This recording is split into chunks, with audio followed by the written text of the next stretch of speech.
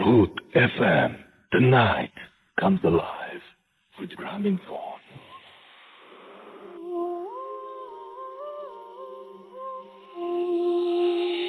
Yes, the night comes alive with Gramophone. শুনছেন সবসময় very food 8.0 FM আর ঘড়িতে সময় রাত 12:02 যারা এই মাত্র জয়েন করলেন তাদেরকে বলি যে আজকে আমরা 9টা থেকে সেলিব্রেট করছিলাম ভূত এফএম 6th বার্থডে এবং সেই জন্যই আপনারা প্রতিদিন আমি যে বেশ অনেকগুলো এসএমএস পাই এবং সেই সাথে মেইল পাই, যে মেইলের মধ্যে বেসিক্যালি যে রিকোয়েস্টটা থাকে সেটা হচ্ছে যে ভৌতিককে ফিরিয়ে নিয়ে আসতে হবে। তো সাকিব ভাই এবং জিবরান ভাই আপনাদের সঙ্গে আছেন, আমরা চলে যাচ্ছি সাকিব ভাইয়ের কাছে শুরুতে যাই। এবং সাকিব ভাই কেমন লাগছে? Hello everybody, it's great to be back Bhoot FM এ অনেকদিন পরে আসলাম, and first of all I have to congratulate Radio Furti, specifically Bhoot FM and specifically Russell. Thank you. যে একদিন former CEO Daniel কে বলেছিল ভূত নিয়ে একটা প্রোগ্রাম করলে কেমন। I think that's how it all started, and then I remember Russell Asiatic আসছিল একবার, নিচে রাস্তায় আমরা চার মিটিং করলাম, ছোট্ট একটা মিটিং করলাম, and then it all started. So এবং আপনার সাথে আমার মিটিংটার মেইন ব্যাপারটা কিন্তু খুব মজার ছিল যে আচ্ছা এত গল্প আসলে কি পাবো, হ্যাঁ তুমি কল করো সবাই যা বলে দাও, দেখো সবাই পাঠাবে, তুমি এটা তো ভাবছো কেন? ওটা কিন্তু আমি তখন আসলে তোমাকে যে কনফিডেন্স দিয়ে বলছিলাম পুরো চাপা মারছে, বুঝছো? কোনো আইডিয়াই ছিল না যে মানুষ যে এইভাবে প্রোগ্রামটা they'll get attached to it and they'll send in so many stories, because আমাদের কাছে খুব ইন্টারেস্টিং জিনিস, সবার কাছে ইন্টারেস্টিং হবে আমি বুঝি নাই। Same with you, right? সবার কাছে হবে বুঝি নাই। So it's great to be back, missing Suman ভাই a lot. জিবরান, এখনো স্টোরিগুলো চলছে 6 বছর, এখনো শেষ হচ্ছে না।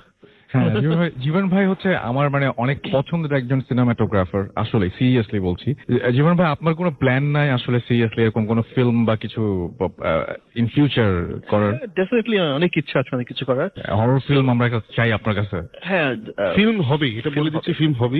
কবে হবে জানি না, because as you said we were all very busy, but there is always time for the things that you love. একদম, which is why আমরা আজকে এখানে আসছি, because we love Furti, we love Bhoot FM, so we here. So film করার ইচ্ছা আছে, but যেটা হয় যে আসলে আমি তো চাকরি করি, and he's a filmmaker, so time and everything is a huge problem, but we have some great stories we want to tell, so film হবে definitely inshallah. So আমরা কিছু শুনতে চাই আজকে, প্লিজ ছোট করে হলেও কিছু শুনতে চাই, আর বড় করে তো কথাই নাই। In a galaxy far far away. না, যেটা হচ্ছে আমরা তো আসলে স্টোরিজ যে কারণে আমরা আসলে অনেক কিছু অনেকদিন আসি না বা রেগুলারলি আসি না, বিকজ আমরা স্পেসিফিক ইনভেস্টিগেশনে যেতাম, স্পেসিফিক আমাদের যে ঘটনাগুলো হয়েছিল ওগুলো আমরা বলতাম। সাকিব আপনার ফ্যামিলিরও অনেক ঘটনা আছে, এটা প্রচুর, আপনি ঘটনা সব ভুলে গেছি, বুঝছো? এটা যেটা হয় যে আসি না দেখে আর মনেও নেই, কারণ we stop investigating I think 3-4 years back, 5 years back. So but যেটা আমি করতে পারি রাসেল, কারণ আমাদের এখানে অনেক নতুন লিসনার আছে যারা আমাদের পুরনো স্টোরিজ খুব ভালো হয়, হয়তো শুনে ভালো হয়, খুবই ভালো হয়। So I can share 1 or 2 of the stories if you have time. Please. So আমার একটা ফেভারিট স্টোরি, যেটা আমার ফ্রেন্ডরা আমাকে প্রায় জিজ্ঞেস করে, যে ওরাও কিন্তু আমাকে অনেক জ্বালায় যে ভৌত স্কুল না কেন। সো ওরা আমাকে এখন একটা নতুন প্রশ্ন করে, সেটা হচ্ছে যে এতগুলা এক্সপিরিয়েন্সেস ইউভ হ্যাড, তারপর আমি বলে যদি আমরা এগুলো বিশ্বাস করি না, এটা আবার অ্যাড করে যদি আমরা বিশ্বাস করি না, বাট তোর যতগুলো এক্সপিরিয়েন্স হয়েছে কোনটা তোকে সবচেয়ে বেশি ফ্রিক আউট করছে বা ভয় দেখাচ্ছে, তখন আমি ইউজুয়ালি 2টা স্টোরি বলি। তো একটা স্টোরি আজকে আমি শেয়ার করতে চাই, যেটা তুমি অবভিয়াসলি শুনছো, মাসুমও শুনছো। In fact Masum is the other guy who's been behind the console, যেটা সবাই জানে না। সেটাই ফার্স্ট এপিসোড থেকে ছিল। হ্যাঁ, একদম। Masoom is the guy you guys don't know. He's the guy who takes care of all the voices and the sound and the music that you hear. Entire technical production of this program for 6 years from the first episode was done by Masoom. Masum ভাই তো খুব famous সবার কাছে, একদম যেখানেই যাই সেখানেই প্রথমেই মাসুম ভাই কোনটা, মাসুম ভাই কোনটা। That's how it should be. Absolutely, that's how it should be. So anyway, এই গল্পটা তোমরা দুজন শুনছো, বাট অনেকে হয়তো শুনে নাই। This is a story of একদম প্রথমকার দিকে যখন আমরা শুরু করছি, যে জাস্ট ভৌতিক সাইজে একটা ফর্ম হয়েছে। সো তখন একদিন সুমন ভাইয়ের কাছে একজন আসলো, একটা ইয়াং ছেলে এসে বললো যে কি সুমন ভাই আমাদের ডাক দিছে, আমরা গেছি। তো বলছে যে একটা ছেলে আসছিল, ওর একটা নানা বাড়ি আছে এই জাস্ট নদীর ব্রহ্মপুত্র ওই সাইডে, যে কি বলে ওইটাকে, ওই যে নতুন লাইসেন্স করতে যেতে হয়েছে ইকুরিয়া বা কেরানীগঞ্জ, হ্যাঁ ওই সাইডে, জাস্ট ওইটা পার হয়ে একটু গেলি ওই সাইড, ওখান থেকে আসছে। তো ওদের ঘরে পুরোনো নানা বাড়ি আছে, তো ওখানে একটা রুম নিয়ে খুব প্রবলেম, কেউ থাকতে পারছে না, পুরোনো বাসা এখন কেউ নাই। তো আমি বললাম যে special why should be go there versus anything else. বলে যে ছেলেটা একটা কথা বলছে, ওটার পরে আমার কাছে খুব ইন্টারেস্টিং আছে। কি কথা? ছেলেটা নাকি এসে সোহন ভাইকে বলছে যে সোহন ভাই আমাদের নানা বাড়িতে একটা রুম আছে, যেখানে যদি কেউ ঘুমায় তাহলে সকাল হয় না। এই লাইনটা খুবই মানে ডিস্টার্বিং। হ্যাঁ। ঘুমাইলে আর সকাল হয় না, এটা মানে কি? তখন বের হলো যে অ্যাপারেন্টলি ওর নানা নাকি জিন পালছে। এটা খুবই কমন একটা বাংলাদেশের বা এই কালচারের একটা জিনিস যে জিন পালা। সো উনি জিন পালতেন, ওনার নাকি পোষা জিন ছিল একজন। So after he died for what ever reason, ওই রুমে ওই জিন কাউকে থাকতো। ওনার একটা বড় বেডরুম ছিল, ওখানে কাউকে থাকতে হতো। তো ওনার রুমটা, উনি যেহেতু বাড়ির মালিক ছিল, ওনার রুমটা ছোট সুন্দর বড় রুম, ওখানে কেউ থাকতে পারতো না। অ্যাপারেন্টলি বেশ কয়েকজন চেষ্টা করছে, এন্ড যেই কারণে লাইনটা হয়েছে, ওখানে ঘুমানোর পরে they fail into coma. So এটা নাকি দুইজন হয়েছে, যে কোমায় হয়েছে, একজন নাকি 6 মাস কোমায় ছিল, একজন 3 মাস কোমায় ছিল, এন্ড কোমা থেকে একজন নাকি মারা গেছে। সরি, 3 জন ছিল। এগুলো ভেরিফাইড না, এগুলো হচ্ছে গল্প, জানি না আমরা। আচ্ছা। ও বলছে, আমরা শুনছি। একজন নাকি মারাই গেছে, কোমা থেকে আর উঠে নাই। একজন 6 মাস পরে উঠছে, একজন 3 মাস পরে উঠছে। এন্ড যারা উঠছে ওদের গল্প ছিল যে ওরা নাকি একটা ওয়ার্ল্ডে ছিল যেখানে সবকিছু গ্রে, কোনো কালার নাই, কোনো কিছু নাই, মানে সারাক্ষণ একটা টয়লাইট, সূর্য কখনো উঠে না, রাতও না, মানে বিভৎস একটা জায়গা। ওখানে কেউ নাই, ওখানে খালি একা। এই জায়গাগুলো কিন্তু খুব অদ্ভুত, এই কথাগুলো হ্যাঁ, খুব মানে অদ্ভুত। এখানে কি সে সারাক্ষণ একা ছিল এবং সে পাগল হয়ে গেছে, কারণ একা 6 মাস, মানে ওখানেও হি ফেল যে time is moving, Right. But ওর কাছে 6 মাস মনে হয়। 6 মাস তো আমাদের টাইমে ছিল। ও বলছে যে ও পাগলই হয়ে গেছিল। ওদের রিহ্যাবিলিটেট করতে অনেক টাইম লাগছে। After they came out of the coma, ওদের মোটামুটি আরো 1-1.5 মাস 2 মাস লাগছে নর্মালি মানুষের সাথে আবার ইন্টিগ্রেট করতে। এইগুলো আমরা শুনে আমরা তো এগুলো বিশ্বাস করিই নাই, বাট আমরা যেটা করি যে আমরা কাউকে আসলে ওভাবে জাজ করি না যে ভাই আপনি মিথ্যা কথা বলতেছেন বা বানায় বলতেছেন। আমরা দেখি জিনিসটা শুনতে ইন্টারেস্টিং নাকি। ইফ ইট ইজ ইন্টারেস্টিং তাহলে আমরা যাই। তো সোমন ভাই যখন আমাদের এগুলো বললো, সোমন ভাই এক্সট্রিমলি ইন্টারেস্টিং, চলেন যাই। তো আমরা গেলাম। ওই এলাকায় আমরা পৌঁছেছি অ্যারাউন্ড রাত 10টা 10:30টার দিকে। আচ্ছা। পৌঁছায় তো তখন আমাদের ইকুইপমেন্ট খুব কম ছিল। We had a basic camera. হ্যাঁ, we had basic camera, night vision ছিল যেটা ইনফ্রারেড, আর উই হ্যাড সাউন্ড রেকর্ডার্স। তো আমাদের আর ইএমএফ ফ্রিকোয়েন্সি রিডার কিছু ছিল না, ডিরেকশনাল থার্মোমিটার সব কিছু ছিল না। তো এই ক্যামেরা সেট আপ করতে লিটারালি 15 মিনিট লাগছে। 15 মিনিট আমরা ক্যামেরা সেট আপ করছি, চেক করছি আমাদের সাউন্ড টাউন্ড ঠিক আছে নাকি, ফাইন। তারপরে আমরা ডিনার করিনি, কারণ ভাবছিলাম ঢাকার বাইরে যাচ্ছি, বাইরে গিয়ে ডিনার করবো। তো বের হয়ে ওই কাছে একটা ওই শান্তি টাইপের ছিল ওই রাস্তার দোকানগুলো, ওখানে গিয়ে আমরা ওগুলো খুব পছন্দ করি, রাস্তার পাশের দোকান। তো ওখানে গিয়ে আমরা হেভি পেট ভরে খেয়েছি। পেট ভরে খেয়েটে 11:30টার দিকে ওয়েন্ট ব্যাক টু ওই রুমটা খুব ভেরি টিপিক্যাল পুরোনো দিনের যে বাসাগুলো আমরা যেমন হয় দেখি সেরকম একটা রুম, এবং পুরোনো দিনের বাসার মতো বিশাল বিশাল জানালা আছে। ওখানে থাই অ্যালুমিনিয়াম গ্লাস নাই, তো জানলা আছে কাঠের জানলাগুলো আর কি। তো আমরা গিয়ে ওই রুমের লাইটটা নিভিয়ে দিলাম, নিভিয়ে দিয়ে তো বেসিক্যালি বাসাটার সামনে বিশাল একটা উঠান আছে আর কি। মানে ওই রুমটার সামনে একটা ব্যাকইয়ার্ড ছিল মনে হয়, বিশাল একটা উঠান টাইপের, ওটার পরে ওয়াল, তারপরে একটা গলি, গলির ওই পাশে কিছু বিল্ডিং এবং স্ট্রিট লাইট। সো যেহেতু এটা ঢাকা একটু বাইরে মহাশূন্যের জায়গা, তো অত লাইট আসলে নাই আমাদের ঢাকার ভিতরে যেরকম লাইট থাকে। তো খুব কয়েকটা টিমে স্ট্রিট লাইট আছে, এই হচ্ছে আলো। আর চাঁদ ছিল মনে হয়, চাঁদ ছিল না দিন না, মাইকে বল, সরি বলবো না। চাঁদ, সূর্য ছিল, it was day. Night, it was night. I don't really mood. It was totally night. I think there was some moon. No, there was no moon because don't remember. আচ্ছা, ওকে। সো দিন হয় চাঁদ ছিল, মানে হয় অমাবস্যা ছিল অথবা মেঘে ঢাকা ছিল, কিছুটা ছিল আর কি। তো আমরা তখন ওই টিয়ে করে সব সেটেট করে বসছি, তো ওই ওয়েটিং যে কিছু হবে নাকি। তো ইউজুয়ালি যখন কিছু হয় তখন যেমন জিব্রানের সেন্স করতে পারে। হ্যাঁ, জিব্রান সব জায়গায় একটা ফিলিং পায়। সো ও কিছুটা বলে যে আই এম ফিলিং সামথিং, অথবা কিছুটা বলে যে কিছুটা হচ্ছে মনে হয়, and then usually the next person to pick it up is Suman ভাই, এন্ড আই এম সামবডি যে জীবনে কিছু পিক আপ করি না।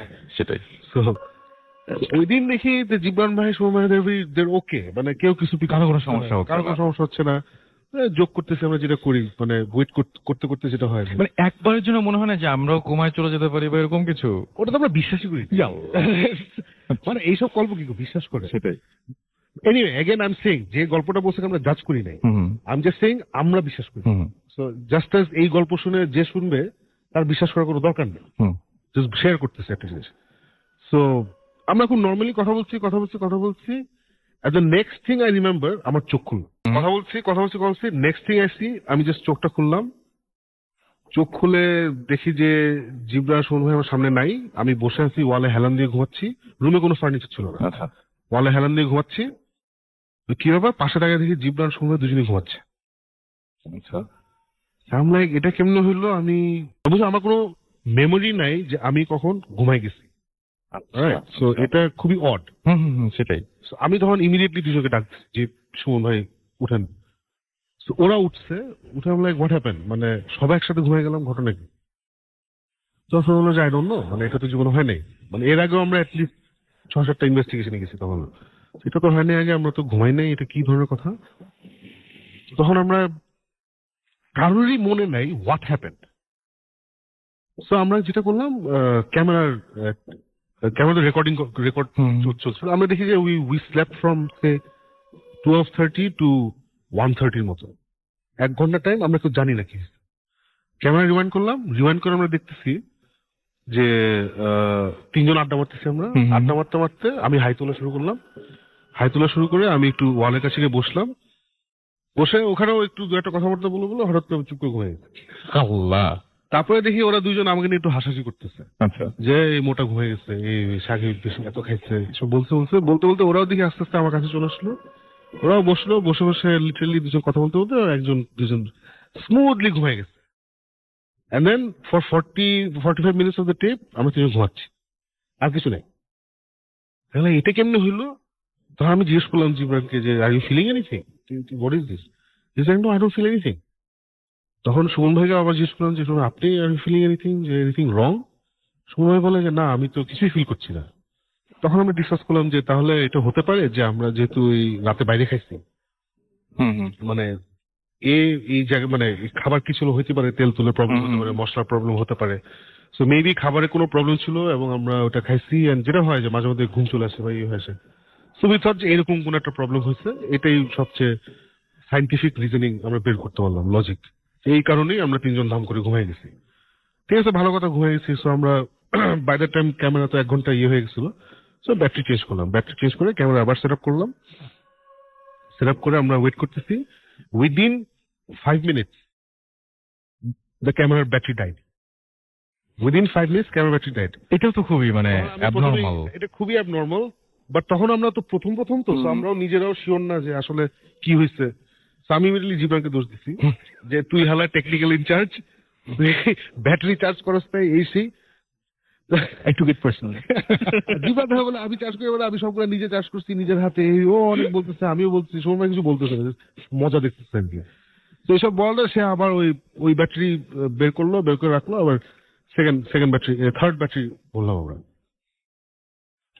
থার্ড ব্যাটারি বললাম। আর মিনওয়াইল ওই দুইটা ওখানে পাওয়ার আপ ছিল, চার্জ হচ্ছে আর কি। ওটা চেক করে ফুল ব্যাটারি আছে, দিলাম, ঠিক আছে। ওটাও উইদিন 10 minutes আরো কম। 8 to 10 minutes এর মধ্যে দ্যাট ব্যাটারি র্যান। তখন আমি আবার ওরা না কিছু বলতেছে না, মানে we are all talking about what is going on, but জিবরানও কিছু বলতেছে না যে I am feeling something. Suman ভাইও কিছু বলতেছে না যে আই এম ফিলিং সামথিং। তখন আই স্টার্টেড গেটিং ওয়ারিড যে 3টা জিনিস হয়েছে যেটা আমরা এক্সপ্লেন করতে পারছি না। আর আমাদের গ্রুপের যারা এসব জিনিস ইউজুয়ালি সেন্স করতে পারে, ওরা কিছু সেন্স করতেছে না, ঘটনাটা কি।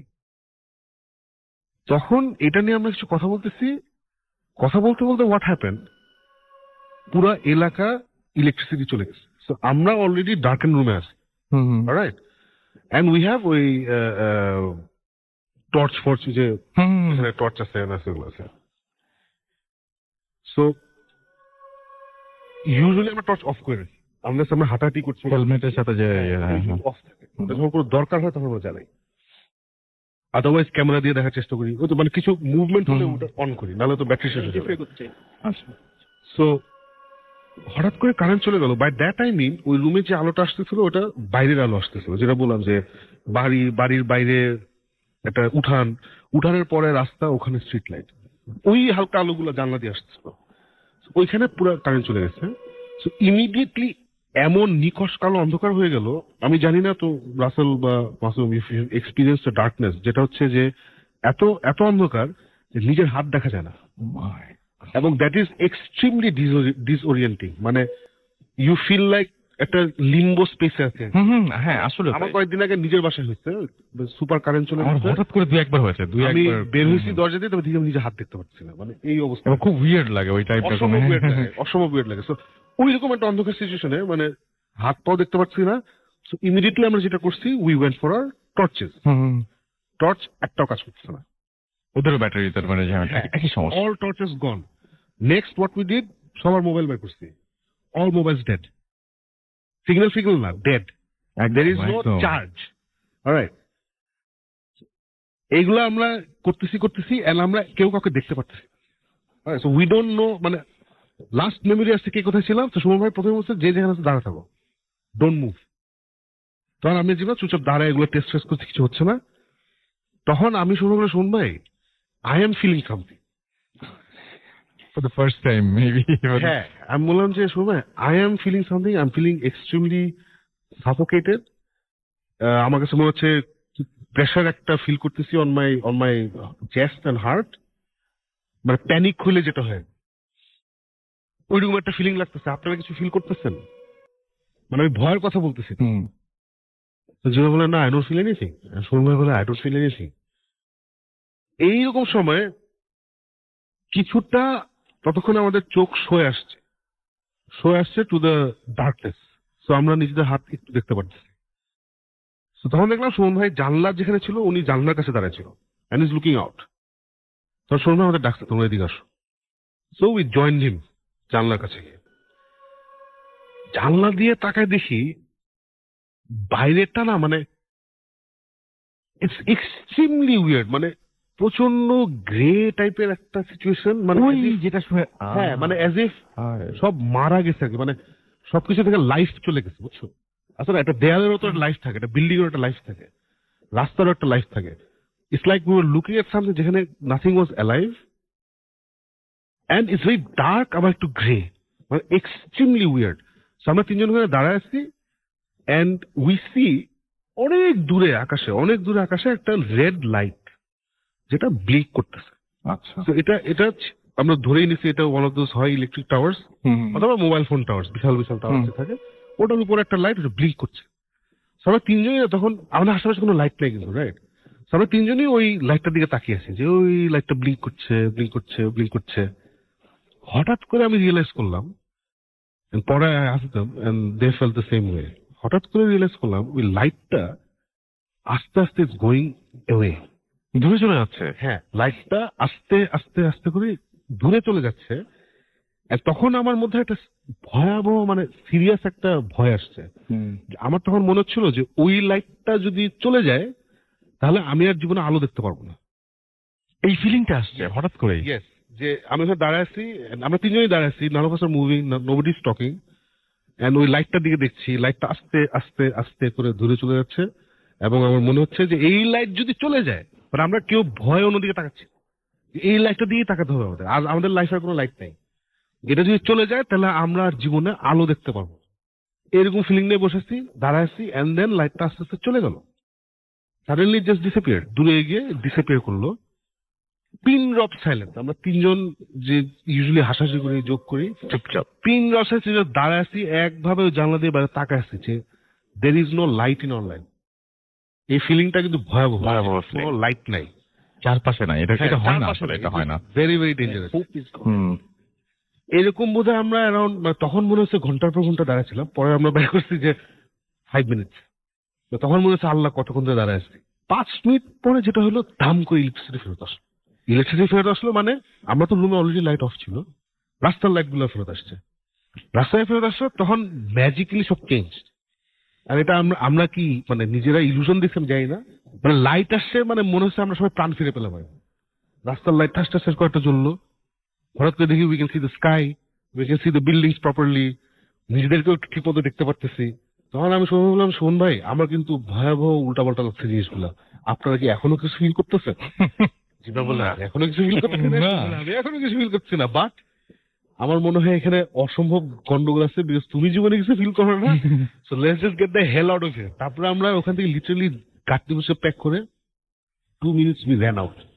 তখন বাকি 3টা হবে, র্যান আউট, গাড়িতে করে চলে গেছি। পরে ওই ছেলেটাকে ডাকা হয়েছে, সোমবার ডাকছে বাসায়, দেখে ছেলেটাকে বলছে যে আপনার কোনো এভিডেন্স পাইছেন? সোমবার বলছে আমরা কোনো এভিডেন্স পাই নাই, but that room is bloody haunted, something seriously wrong in the room, so we would recommend ওখানে কিছু না। কি অদ্ভুত ব্যাপার যে মানে যে দুজন বুঝতে পারেন, জীবন ভাই এবং তার মানে দুজনে কেউ বুঝতে পারে আরো স্ট্রেঞ্জ ফিলিং আমার কাছে ওয়ান অফ দ্য স্ট্রেঞ্জেস্ট থিং হচ্ছে আমরা তিনজন কিন্তু কথা বলিনি, রাইট? যে আমরা কি ফিল করছিলাম যখন লাইটটা দেখছিলাম, একই জিনিস যে অ্যাজ ইফ ওটা ছিল আমাদের লাস্ট হোপ, মানে এটা আমরা শেষ লাইট দেখবো, ওটা চলে গেলে আমরা আজ এই জায়গাটা খুব ভয়ঙ্কর, কিন্তু মানে এই ফিলটা কেন আসবে তিনজন একই ফিলিং মানে দ্যাট টু মি সেটাই। এটা পরে আমরা অনেক কথা বলছি, যেমন আমাদেরকে প্রথমে যে ওই ছেলেটা একটা কথা বলছিল যেখানে ঘুমাইলে সকাল হয় না, তো সাইকোলজিক্যালি হয়তো আমাদের মাথায় ঘুরতেছিল জিনিসটা, মানে এভিডেন্স ব্যাপারটা। আপনি যে কালারটা দেখলেন না, ওইটা আমার খুব ভয় লাগছে। ওই জায়গাটা যে মানে সবকিছু গ্রে, কেন মানে সবকিছু মানে মারা গেছে এরকম টাইপের একটা ব্যাপার। বিল্ডিং এর আউটলাইন গ্রে একটা মানে বুঝতে পারবো না। আমি মানে যেমন আমরা যদি এখন বাইরে তাকাই কোনো দিকে, মানে you can see the outline of the building, হ্যাঁ, কালো এগেন্স্ট কালো, একটু ডিপ কালো, একটু এটা গ্রে। এবং আমার মানে আপনারা তো সব জায়গায় সেকেন্ড টাইম থার্ড টাইম যান, আই এম শিওর যে ওখানে না ওখানে ভাই প্রাণের ভয় যেখানে ওখানে আর যাইনি, একবার সাহসী কাজ করছি লাইফে। এটা আনফরচুনেটলি মানে এটা এমন একটা, যেমন আমাদের খুব ইচ্ছা ছিল এটা একটা ভৌতিক এপিসোড বানাবো, audio, but we had the only evidence we had was আমরা ঘুমাচ্ছি। ফুটেজ হচ্ছে আমরা 45-50 মিনিট ঘুমাচ্ছি, দ্যাটস দ্য অনলি এভিডেন্স। অনেক জোরে নাক দেখে আমরা। ও মাই গড। অন দ্যাট নোট আমরা ব্রেক নিব, তবে তার আগে জীবন ভাই একটু আমাদের 6 বছর এবং আপনি কিছু বলেননি এখনো পর্যন্ত আমাদের যারা শুনছেন। মানে ফার্স্ট অফ অল মানে আমি তো এসেছি অনেক পরে ইয়েতে, মানে এগুলো প্ল্যানিং হওয়া, তোমাদের প্ল্যানিং হওয়ার পরে, but to this day it was one of the best experience I've had fun experience I've had. আর আমি বলে দিই, যখন আগে যারা শুনতো, আমরা কেন সবসময় 12:30টার পরে কথা বলতাম, হচ্ছে বিকজ আমাদের 11 তলা বেয়ে উঠতে হতো। বেয়ে ওঠার পরে আধা ঘন্টা আমরা শুধু আমাদের নিঃশ্বাস না ক্যাচ করা হতো। সো তারপরে thank you for tolerating and congratulations to especially you. Thank you. 6 বছর ধরে you kept it alive, you kept it going, and both of you, and আমি জানি না how is this possible, but you've done it. মানে regular আপনাকে, মানে আপনি নাই এটা মিস করে আমার এসএমএস প্যানেল, এবং এসএমএস প্যানেলে রেগুলার মানুষ নানান রকম নাম দিয়ে এসএমএস পাঠাতেই থাকে এখনো কিন্তু। যেটা আপনি, আমি তো কথাই বলতাম, আপনি এটা start voice was the most popular voice. হ্যাঁ এবং এক্স্যাক্টলি, এবং আপনি এটা স্টার্ট করেছেন যে কত উইয়ার্ড নাম হতে পারে। হ্যাঁ মানে আপনি এসএমএস বলতেন যে যত উইয়ার্ড নাম হবে সেই এসএমএস গুলো পড়বো। আমরা বলতাম যত উইয়ার্ড নামে এটা কম্পিটিশন না? হ্যাঁ সেটা এখনো চলে, এবং সেটা আপনার না থাকলেও এখনো পর্যন্ত সেটা চলে, এবং পাঠিয়ে যান অনেকে। হ্যাঁ, যে জীবন্ত লাশ এরকম টাইপের, হ্যাঁ অদ্ভুত। এবং ফেসবুকের নামগুলো দেখলেও মানে খুব অদ্ভুত লাগে। আমার এক জিনিস মনে হচ্ছে আমি বেশি কথা মানে এরকম টাইপের নাম যে আমি এখন কবরে ঘুমাই, এরকম টাইপের। হ্যাঁ, আজকেও তাহলে কম্পিটিশনটা শুরু হোক একদিনের জন্য। হ্যাঁ ওকে, তো আমরা thank you Sakib bhai, thank you very much, thank you Jibon bhai, অনেক অনেক অনেক অনেক ধন্যবাদ। আমরা একটা ছোট বিরতি যাচ্ছি, ফিরে আসছি। আমাদের সাথে এখনো অনেক লম্বা লিস্ট রয়েছে, সুতরাং আপনারা কেউ কোথাও যাবেন না, শুনতে থাকুন আমাদেরকে। স্টে টিউনড রেডিও ফুর্তি এন্ড ডোন্ট স্টপ দ্য ফুর্তি। আগে বলে দেই, আমাদের সাথে এখন আছে আমাদের ডক্টর আলিফ আছে, বাবু ভাই আছেন, এবং আরো অনেকে আছেন, ফারনান আছেন, সবাই, তানভীর ভাই আছেন, সবাই আছেন। তো আপনারা জেগে থাকুন এবং কিছুক্ষণের মধ্যে আমরা আবারও ফিরে আসবো। স্টে টিউনড রেডিও ফুর্তি এন্ড ডোন্ট স্টপ দ্য ফুর্তি। আসসালামু আলাইকুম রাসেল ভাই, আশা করি ভালো আছেন। আমি মাসুম খান, স্কটল্যান্ডের রয়্যাল এডিনবরা হসপিটালের ডিপার্টমেন্ট অফ সাইকোলজিতে প্লাস 2 ইয়ার্স ধরে আছি। সো স্টুডিওতে আসা ইম্পসিবল, বাট দেশে বেড়াতে আসলে ইনশাল্লাহ স্টুডিওতে আসবো। বুথেসম আমার খুব প্রিয়, টাইম ডিফারেন্সেস এর কারণে রেকর্ডেড এপিসোডস গুলো ডাউনলোড করে শুনতে হয়। আজকের ঘটনাটা ভয়ঙ্কর না হলেও আমার কাছে খুব ইউনিক এন্ড সারপ্রাইজিং মনে হয়েছে। এই ঘটনাটা আমি এক কলিগ জিম জনসন থেকে শুনছি এবং তার পারমিশন নিয়ে আপনাদের কাছে শেয়ার করছি। ভালো লাগলে প্লিজ পড়ে শোনাবেন। এই স্টোরিটা একটা 5 বছর ছেলেকে নিয়ে, যার নাম ক্যামেরন ম্যাকাউলি। ক্যামেরন স্কটল্যান্ডের গ্লাসগো শহরে বসবাস করে তার ফ্যামিলির সাথে। তার ফ্যামিলিতে আছে 3 ভাই ও তাদের মা নর্মা ম্যাকাউলি। ক্যামেরনের বাবা তাদের ছেলে চলে গেছেন কয়েক বছর আগে। ক্যামেরন 2 বছর বয়স থেকে কথা বলা শুরু করে, বাট তার কথা ছিল অন্য বাচ্চাদের থেকে ডিফারেন্ট, কারণ ক্যামেরন তার ফ্যামিলি এন্ড রিলেটিভসদের একটা কাহিনী বা ঘটনা বা গল্প বলে বেড়াতেন, কিন্তু তার কথা কেউকে বিলিভ করাতে পারেনি। সবাই ভাবতো যে হয়তো পিচ্চি ছেলে, তাই স্বপ্ন দেখছে। ক্যামেরন যখন বুঝার এজ হলো, সে স্টিল তার সেম স্টোরি বলে বেড়াতেন বাট আরো ডিটেইলড ভাবে। ঘটনাটি তার প্রিভিয়াস লাইফ নিয়ে। সে বলতো যে তারা স্কটল্যান্ডের ওয়েস্ট কোস্ট থেকে প্রায় 200 মাইল দূরে একটা আইল্যান্ডে থাকতো, বারা আইল্যান্ড। সে যখন স্কুলে সামার ভ্যাকেশন পেত তখন ক্যামেরন ও তার বাবা শেন রবার্টসন, তার মা এবং তার 3 বোন কিছুদিনের জন্য বারাতে চলে আসতেন। ওই সময়ে তার নাম ছিল ডেভিড রবার্টসন। তার তখনকার মা এবং 3 বোনের নাম তার মনে নেই। তারা ছিল 3 বোন এবং 1 ভাই। ওখানে খুব ফান করতো। তারা সবাই বারাতে একটা বিচের পাশে হোয়াইট হাউসে থাকতো। ক্যামেরন তার বেডরুমের জানালা দিয়ে তাকালে দেখতে পেত বিচ, আর ওখানে প্লেন ল্যান্ড করতো। তাদের একটা ডগিও ছিল যেটা গায়ের রং ব্ল্যাক এন্ড হোয়াইট। ডগিটাকে তারা খুব লাভ করতো। তার বাবা শেন রবার্টসন একদিন রোড ক্রস করার সময় একটা ট্রাক তাকে মেরে দেয় এবং তিনি মারা যান। তার এই আগের জীবনের স্টোরি শুনে ক্যামেরনের মা নর্মা ম্যাকলি তাকে অ্যাস্ক করলো যে তুমি এখানে কিভাবে আসছো। নর্মা কোয়েশ্চেনের অ্যান্সার দিয়ে ক্যামেরন বলল, আমি একদিন বিচে বল নিয়ে খেলতেছিলাম এন্ড সাডেনলি বলটা একটা হোলে পড়ে যায়। আমি হাত দিয়ে নিতে ট্রাই করি বাট এত ডিপ ছিল যে রিচ করতে পারছিলাম না। আমি ওই হোলে নেমে যাই এন্ড সাডেনলি আমি একটা হোয়াইট ড্রেস পরা এক লম্বা বয়স্ক ব্যক্তিকে দেখতে পাই এবং সে আমাকে বলল, বাবা তুমি এখানে আসছো কেন? আমি বললাম আমার বল নিতে আসছি। এরপর লোকটা বললেন তুমি চলে যাও। তারপর আমি দেখি আমি তোমার বাসায় চলে আসছি। নর্মা ম্যাকলি তার ছেলের কথা শুনে মনে করলো যে প্রবাবলি ক্যামেরনের কোনো প্রবলেম আছে অথবা তার ঘটনাগুলো সত্য। দেরি না করে নর্মা কিছু ডিসিশন নিতে লাগলো। এর পরের দিন ক্যামেরনকে স্কুলে ড্রপ করে তার মা গেল এক সাইকিয়াট্রিস্টের কাছে সাজেশনস নিতে।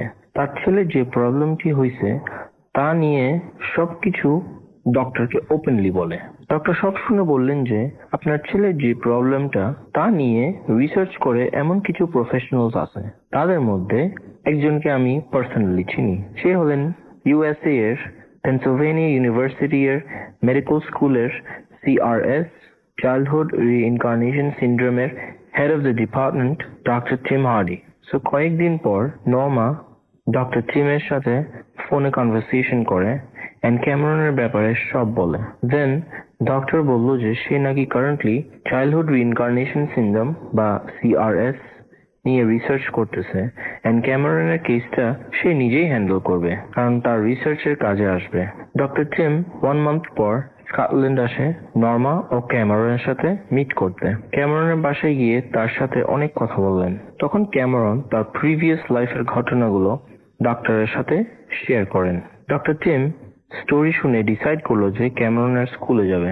স্কুলে গিয়ে মেন্টরস টিচার্সদের সাথে মিটিং করলো এন্ড জিজ্ঞাসা করলো ক্যামেরনের সম্পর্কে এবং প্রশ্ন করলো যে ক্লাস বুকস এর মধ্যে বা ক্লাসের মধ্যে এরকম কোনো স্টোরি পড়ানো হয়েছে কিনা। প্রিন্সিপাল এন্ড ক্লাস টিচার্সরা বললেন যে বারা নিয়ে কখনো কোনো কিছু পড়ানো বা দেখানো হয়নি স্কুলের হিস্ট্রিতে। তখন ডক্টর টিম বুঝতে পারলো যে এই প্রবলেমটা সলভ করতে একটাই উপায়, সেইটা হলো ক্যামেরন ও তার ফ্যামিলিকে নিয়ে বারা যেতে হবে। পরের দিন ডক্টর টিম গুড নিউজ নিয়ে ক্যামেরনদের বাসায় গেল এবং তাকে জিজ্ঞেস করলো, আমরা যদি বারা যাই তাহলে কি তোমাদের আইল্যান্ড হাউস সব দেখাতে পারবে? ক্যামেরন জাম্প করে বলল ইয়েস, আর দৌড়াই গেল তার ব্যাগস প্যাক করতে। ডক্টর টিম, নর্মা, ক্যামেরন এবং তার 2 ভাই গ্লাসগো এয়ারপোর্ট থেকে ফ্লাইট করে স্টার্ট করলো বারা আইল্যান্ডের উদ্দেশ্যে। প্লেনের উইন্ডোর পাশে বসে ক্যামেরন খুব অস্থির কবে বাড়ি যাবে। প্লেনটি শেষ পর্যন্ত ল্যান্ড করলো বারাতে। প্লেন থেকে নেমে ডক্টর অবাক। ক্যামেরনের কথা অনুযায়ী তাদের প্লেনটি ঠিক বিচে ল্যান্ড করলো, নাই কোনো রানওয়ে। ছোট্ট একটা এয়ারপোর্ট বিল্ডিং আছে যেখানে তারা তাদের ডোমেস্টিক কার্যকলাপগুলো সারছে।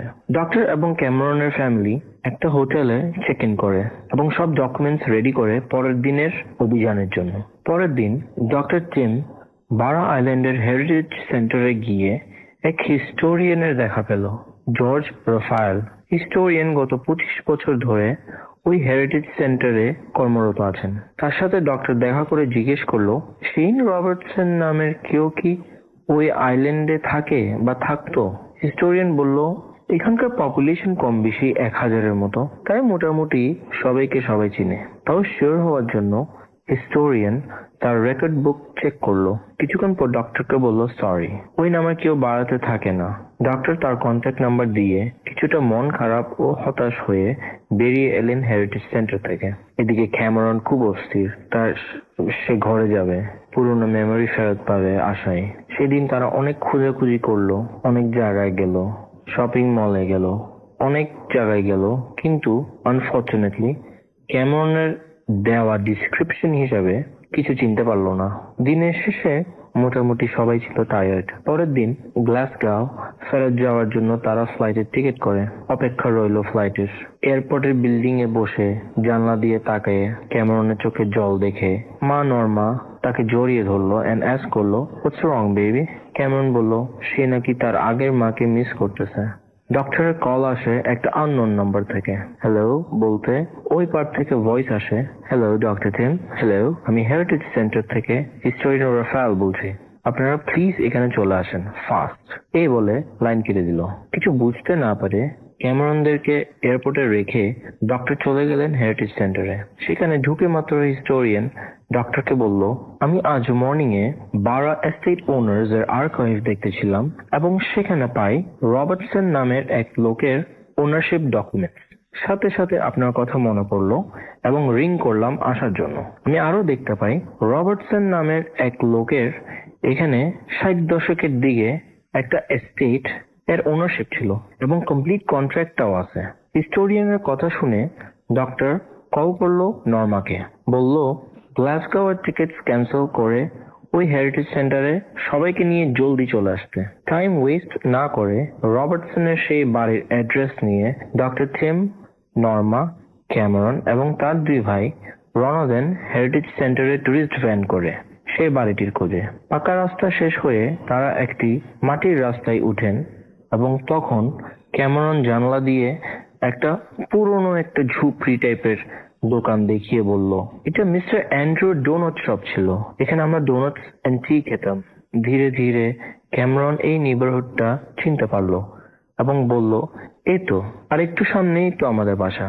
তার কথা শেষ না হতেই তারা রাস্তার শেষ মাথায় এসে যা দেখলো সেটা হচ্ছে একটা 2 তলা হোয়াইট বাঙ্গালো ঠিক বিচের সামনে। ক্যামেরন উচ্চ স্বরে চিৎকার করে উঠলো, এই তো আমাদের বাসা, আমার আম্মু নিশ্চয়ই বসে আছে ভিতরে। তারা গাড়ি থেকে নেমে দেখলো বাড়িটি অ্যাবান্ডেন্ড অবস্থায় আছে। সামনের গেট ওপেন, ডোরের লক নাই। ডোর খুলে দেখলো সবকিছু ডার্টি, খুব অন্ধকার। তারা জানালার পর্দা সরিয়ে দেখতে পেল বিচ। ক্যামেরন পুরো অস্থির, খুব ছটফট করতে লাগলো। হঠাৎ একটা কর্নারে বসে পড়লো এবং কান্না করতে লাগলো। ডক্টর তাকে জিজ্ঞেস করলো, বাবা কি হয়েছে? ক্যামেরন বলল, আমার আম্মুর জন্য মন কানে। কিছুক্ষণ সবাই চুপ ছিল ক্যামেরনের ইমোশন দেখে। তারপর ক্যামেরন তাদেরকে সবকিছু দেখায়, সে কোথায় খেলতো, কোথায় দৌড়াইতো এবং তাদের বাসার ব্যাক সাইডে ছোট একটা ডোর ছিল যেটা দিয়ে তারা ডাইরেক্ট বিচে যেত।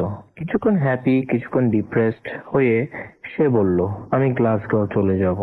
Doctor in the meantime তার ডায়েরিতে নোটস নিতে লাগলো। হাফ এন আওয়ার পর তারা রিটার্ন করলো হেরিটেজ সেন্টারে। ডক্টর টিম হিস্টোরিয়ানকে জিজ্ঞেস করলো যে রবার্টসন ফ্যামিলিতে কেউ কি বেঁচে আছেন বর্তমানে? হিস্টোরিয়ান রাফায়েল বলল, রবার্টসন ফ্যামিলিতে যিনি বেঁচে আছেন তিনি এক আনম্যারিড মহিলা, নাম তার কেটি রবার্টসন, পেশায় একজন বিউটিশিয়ান, লন্ডনে থাকে। উনি 5-7 ইয়ার্স আগে একবার এখানে এসেছিল এবং ওনার বিজনেস কার্ড দিয়েছিল যেটা আমি রবার্টসনের ফাইলে স্টেপল করে রেখে দিয়েছিলাম। ডক্টর সব অ্যাড্রেস এন্ড কন্ট্যাক্টস লিখে নিয়ে সবাইকে নিয়ে চলে গেলেন এয়ারপোর্টে লন্ডন যাওয়ার ফ্লাইট করে। ক্যামেরন এবং তার মা কিছু বুঝতে পারলেন না। অবশেষে তারা লন্ডন পৌঁছায় এবং একটা হোটেলে চেক ইন করে। দেন হিস্টোরিয়ানের দেওয়া নম্বরে কল করে গডের নাম নিয়ে। ওই পার থেকে এক মহিলা কল রিসিভ করে বলল, hello, Katie Robertson here. Doctor তার পরিচয় দিয়ে বেশি কথা না বাড়িয়ে একটা মিটিং সেট করলো। কেটি তার বাসায় ওদের আসতে বলল। ডক্টর, নর্মা, ক্যামেরন এবং তার দুই ভাই গেল কেটির বাসায়। ডক্টর সব কথা পুরোপুরি খুলে বলল কেটিকে। অবাক দৃষ্টিতে তাকিয়েছিল তাদের কথা শোনার পর এবার রিপ্লাই করলো কেটি। সে বলল, আমাদের ফ্যামিলিতে শেন রবার্টসন নামের কোনো ব্যক্তি ছিল না এবং কেউ রোড ক্র্যাশে মারা যাননি। আমার মারা যখন ছোট ছিল তখন সামার ভেকেশনে বাড়া যেত 2 উইকসের জন্য। মা থেকে শোনা ঘটনা অনুযায়ী একবার 1967-এ মা এবং তার 2 বোন এন্ড এক ভাইকে নিয়ে নানা এবং নানু একসাথে সামার ভেকেশনে বাড়া যায় 2 উইকস হলিডে কাটাতে। এবং আসার আগের দিন মামা সাডেনলি বিচে খেলতে গিয়ে আর কখনো ফিরে আসে নাই।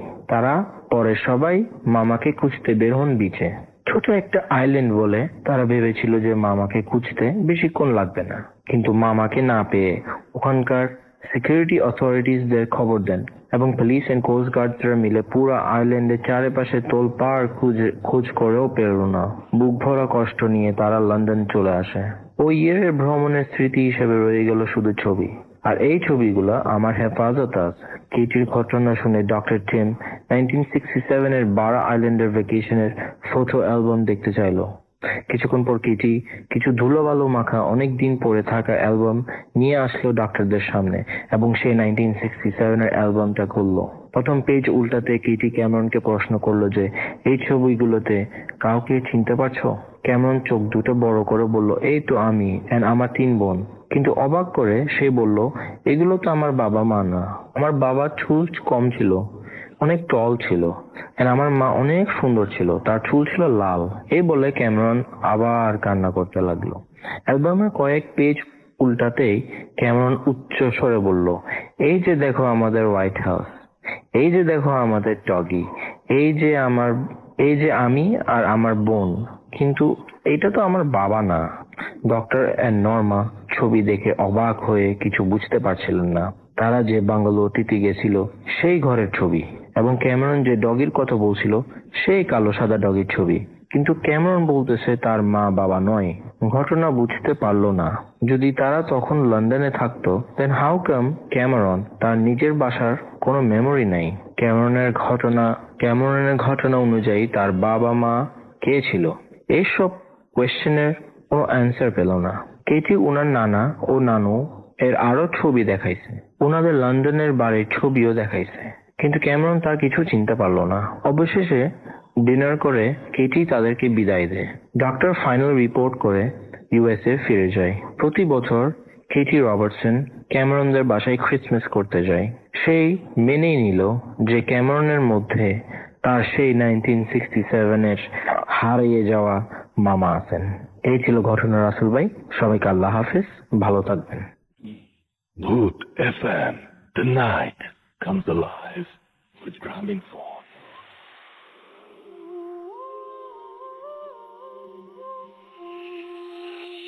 Welcome back. আজকে সময় আমরা চাচ্ছি যত আটকে রাখতে, সময় তত বেশি দ্রুত চলে যাচ্ছে। আর ঠিক এইভাবেই দ্রুত চলে গেছে 6টি বছর, এবং 6 বছর আগে যখন শুরু করেছিলাম, আমি একটা কথা আজকে ভূতাশ্রমের শুরুতে বলেছিলাম, তখন হয়তো যারা যারা শোনেনি তাদের জন্য আরো একবার বলতে চাই। সেটা হচ্ছে যে আপনারা যারা ভূতাশ্রম শোনেন এবং যারা ঘটনা পাঠান, তারা পুরোপুরি সেলিব্রিটির কনসেপ্টই পাল্টে দিয়েছে। আমি যেটা বলবো সেটা হচ্ছে যে সবাই আপনারা যারা এখানে ঘটনা পাঠান, তারা হয়তো জীবনে কখনো কোনোদিন ঘটনা লেখেননি, জীবনে মানে একটা ঘটনাও লেখেননি। ভূতাশ্রমের জন্য ফার্স্ট ঘটনা লিখেছেন, কিন্তু সেটা অসাধারণ লিখেছেন। আপনারা কেউ হয়তো মাইক্রোফোনের সামনে দাঁড়িয়ে কোনো কথা বলেননি, কিন্তু ভূতাশ্রমের জন্য প্রথম বলেছেন এবং সেটা অসাধারণ বলেছেন। এবং সেখানেই আপনারা হয়ে গেছেন, মানে আপনারা স্বতন্ত্রভাবে মানুষের ভালোবাসার পাত্র হয়েছেন। এবং অসংখ্য মানুষ সারা পৃথিবীর, বাঙালি শুধু না, বাঙালি ভাষাভাষী ছাড়াও যারা আছেন তারা পর্যন্ত আপনাদের ফ্যান হয়ে গেছে। তো এর চাইতে বেশি আর কি চাই? আরেকটা জিনিস, সেটা হচ্ছে সবার উপরে মানে ভূতাশ্রমে আমি তো খুব প্রাউডলি বলতে চাই যে এটা মানে আমাদের আবিষ্কার। এটা কোনো ধরনের কোনো মানে ধার করে নিয়ে আসা কোনো কনসেপ্ট না। যে কনসেপ্টকে ফলো করে দেশে এবং বিদেশে পরবর্তীতে অনেকেই অনেক কিছু করছেন। সুতরাং এটা মানে ভূতাশ্রম কালচারে পরিণত হয়েছে। আমরা সিগনিফিকেন্টলি আমরা দেখেছি ভূতাশ্রম হওয়ার পর থেকে বইয়ের প্রকাশনাগুলো বদলে গেছে। বইমেলায় এখন মানে ছোটদের, বড়দের, মাঝারিদের সবার জন্যই মানে ভূতের গল্পের বই মানে বিক্রি হয়। এটা ভূতাশ্রম শুরু হওয়ার পর থেকে অনেক বেশি বেড়েছে। টেলিভিশনে ভূত নিয়ে নাটক যা কিছু, সেটা মানে একটা মানে তার মানে আমরা যেটা করেছি সেটা হচ্ছে একটা পুরোপুরি একটা নতুন সময় সময় নিয়ে এসছে মানুষকে, যেটা হচ্ছে মানে মানুষ আগে কখনো এক্সপিরিয়েন্স করেনি, যে এতজন মানুষ একসাথে ভূতের প্রোগ্রাম শুনবে। এটা কাদের জন্য? আমি যদি সারাদিন ধরে শুধুমাত্র বকবক করতাম তাহলে কেউ শুনতো না, এটা অবভিয়াসলি সেটা কেউ শুনতো না। সেটা আপনাদের জন্য, এবং আপনাদের ঘটনা যদি সেই ধারটা না থাকতো তাহলে কেউ কারো মানে দায় পড়েনি যে মানে ঘুম হারাম করে এভাবে মানে জেগে থাকা। তো সেই জন্য স্যালুট টু ইউ গাইস, এবং যারা আছেন দেশে এবং দেশের বাইরে, যারা রেগুলার ঘটনা পাঠান এবং যারা আমাদেরকে রেগুলার আমাদের সাথে আছেন, আমাদেরকে টেক্সট করছেন, আমাদেরকে উৎসাহ দিচ্ছেন, এবং এই এতগুলো মানুষ যে শুনছেন আমরা টিকে আছে কি জন্য। যারা যারা ঘটনা পাঠাচ্ছেন না তারা ভাবছেন যে তারা মনে হয় কোনো কন্ট্রিবিউট করেন না, আপনারা কোনো কন্ট্রিবিউটর না। বাট একটা জিনিস কি, আমি একটা জিনিস বিশ্বাস করি যে মানুষের যে ইচ্ছা, সেই ইচ্ছা একটা শক্তি, এবং সেই শক্তিরও একটা রূপান্তর আছে, বা সেটারও একটা মানে প্রতিফলন, বা মানে সেটার একটা মানে কি বলবো, যে সেটার একটা ফল পাওয়া যায় আর কি। এই যে এতজন মানুষ যে ভূত এফএম এর মঙ্গল চাচ্ছেন, প্রতি শুক্রবারে ভূত এফএম ফিরে আসুক চাচ্ছেন, এইটার কারণেই হয়তো আমরা ফিরে আসি। এবং এটা তো একটা দোয়া বলতে পারেন, যে আমরা আপনাদের দোয়া আমাদের সাথে আছে, এবং আপনারা প্রতি সপ্তাহে চান যে ভূত এফএম বারবার করে ফিরে আসুক। দ্যাটস ওয়াই আমরা ফিরে আসি। আমাদের সঙ্গে মাসুম ভাই আছেন, এবং আমরা এতক্ষণ ধরে সবার সাথে কথা বলেছি। আমরা চাচ্ছিলাম যে মূল পর্বে মাসুমের সাথে কথা বলবো। মাসুম ভাই, 6 বছরে আপনার কেমন লাগছে একটু সবাইকে বলতেন? খুবই ভালো লাগছে। খুবই ভালো লাগছে। মানে এই আমি আমি আচ্ছা, আপনাকে একটা প্রশ্ন করি, আমি চিন্টু ভাইকে করেছিলাম। সেটা হচ্ছে আমাদের এখানে না দুটো গ্রুপ আছে। একটা গ্রুপ চান যে ভূত এফএমের মিউজিক যেমন আছে ঠিক তেমনই থাক, আর কেউ চান যে ভূত এফএম মিউজিক বহুদিন ধরে একই রকম চলছে, সো আমাদের এটা চেঞ্জ করা উচিত। তো আপনার কি মনে হয়? আসলে পুরোনোটা ফেলে দেওয়ার কিছু নাই, পুরোনোটা দিয়েই আমরা এত দূর। ওইটাও থাকুক, সাথে নতুনদের জন্য তো কিছু আনা উচিত। হ্যাঁ, নতুনদের জন্য কিছু আনা উচিত। আমরা দুই পক্ষকেই সন্তুষ্ট রাখা একদম মানে একদম মানে কি বলবো, একদম মানে সবচেয়ে সুবিধাজনক অবস্থানে আপনি আছেন। আসলে মানে তাদেরকে নিয়েই তো আমরা, তাই না? তাদেরকে বাদ দিয়ে তো আমরা ভাইকে ভোট দিন। তো দুই পক্ষকেই আমি চাচ্ছি যে তাদের জন্য আমরা করব, আশা করি, চেষ্টা করছি আর কি। আমরা সময় পাচ্ছি না আসলে, আমি আসলে দোষী এখানে। তো আমরা আজকে মানে আজকে আপনার অনুভূতিটা কেমন বলেন তো? অনুভূতিটা কেমন, শব্দটা যেন কেমন লাগলো, পরিচিত যেন। হ্যাঁ, ভালো লাগতেছে। অনেক কাজ চলতেছে মাঝখানে, আমি থাকতে পারি নাই, তো খারাপ লাগে তখন যে থাকতে পারতেছি না, বাইরে থাকতেছি, কাজ করতেছি। এখন জানতাম যে এই বার্থডে তো সব ফেলে রেখেই আসছি আর কি, শেষ করে আবার চলে যাবো। হ্যাঁ, সেটাই না, সেটাই মানে আপনি যেটা করছেন সেটার কারণে আমরা সবার কাছে পৌঁছাতে পারছি। হ্যাঁ, ওইটার জন্য মানে বাকি সব জায়গার যে জিনিসটা হচ্ছে সামনে, তো ওইটা আরো ভালোভাবে যেন মানুষের কাছে পৌঁছায় যায়, ভূত এফএমকে আরো দূর পর্যন্ত নিয়ে যেতে পারি আমরা। সেই টেকনিক্যাল সাপোর্টটাও কিন্তু মাসুম ভাই দেয়, মানে সেই চেষ্টাটাই করে যাচ্ছি। আশা করি আরো বেশি মানুষ ভূত এফএম শুনবে এবং আমি আপনাদের একটা কথা বলি, সেটা হচ্ছে মাসুম ভাই যে কাজটা করছেন এটা তার, this is not his job actually, মানে যেটা এখন পর্যন্ত। হ্যাঁ, এখন সো এইটা তাহলে তিনি কেন করছেন? এটা পুরোপুরি তিনি এই যে রাতের বেলায় যে এসে এখানে বসে এই যে আপনাদের সাউন্ডে থাকেন উনি, এটা পুরোপুরি একদম কি বলবো যে ভালোবাসা থেকে করছেন। এটা যদি কালকে থেকে কেউ না আসেন অফিসে তাকে জবাব দিয়ে করতে হবে না, এটা তার কাজ না আসলে, বাট উনি এটা করে যাচ্ছেন শুরু থেকে। সো এই জন্য আমি থ্যাঙ্কস জানাচ্ছি আপনাকে মাসুম ভাই, থ্যাংক ইউ ভেরি মাচ। ধন্যবাদ আপনাকে, আমার এটা করতে পেরে ভালোও লাগে। হ্যাঁ, সেই জন্যই আপনি আসেন, অবভিয়াসলি সেই জন্যই আসেন। সো আমরা এখন ঘটনায় ফিরে যাব, এবং ঘটনায় ফিরে যাওয়ার জন্য আমরা আসছি। আমরা বাবু ভাইকে দিয়ে শুরু করি তাহলে। আমরা তারপরে আলিফ আছে আমাদের সাথে, আরো অনেকেই আছেন। সুতরাং আমি বুঝতে পারছি না যে এই টাইমের মধ্যে কিভাবে হবে। শুরু করি, আমরা শুরু করলেই দেখা যাক কতদূর এগোতে পারি। তো বাবু ভাই, আমরা আজকে শুরুতেই আপনার ছোট্ট করে যেটা জানবো সেটা হচ্ছে যে 6 বছরে পদার্পণ করলো ভূত এফএম, কেমন লাগছে? ভাই, thank you very much. First বলবো যে happy birthday to Bhoot FM, 6ষ্ঠ বছর। আর 2012 সালে মাঝামাঝি থেকে আসছি, তো বেশ ভালো লাগছে। অনেক স্মৃতি, অনেক স্মৃতি, অনেক কিছু, অনেক ভালোবাসা। এবং আপনি আর মাসুম ভাই যথেষ্ট এফোর্ট দিয়ে করেন শোটা, এবং এর জন্য শোটা আরো মানে খুব লাইভলি হয়ে টিকে আছে এতদিন। হ্যাঁ, থ্যাংক ইউ ভেরি মাচ। এবং আমি বাবু ভাই, আমি দেখতে পাচ্ছি যে মানে একদমই পাত্তা না দিলেই না এখন, কারণ হচ্ছে যে SMS পড়ছেন এবং অনেকেই দেখতে পাচ্ছি যে আমাদের এখানে সিয়াম আছেন, জয় আছেন, ফাইজুল আছেন, নড়াইল থেকে প্রান্ত মজুমদার আছেন।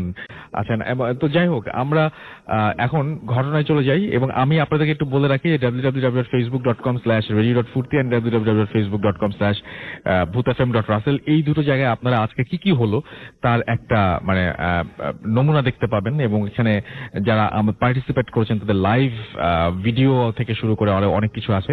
সো অবশ্যই সেগুলো একটু চেক আউট করবেন। আমরা চলে যাচ্ছি আমাদের ঘটনায়। হ্যাঁ রাসেল ভাই, এই ঘটনাটা অ্যাকচুয়ালি মানে আমার নিজের সাথে কিন্তু ঘটা। বেশি দিন হয়নি, মাসখানেক এরকম হয়েছে।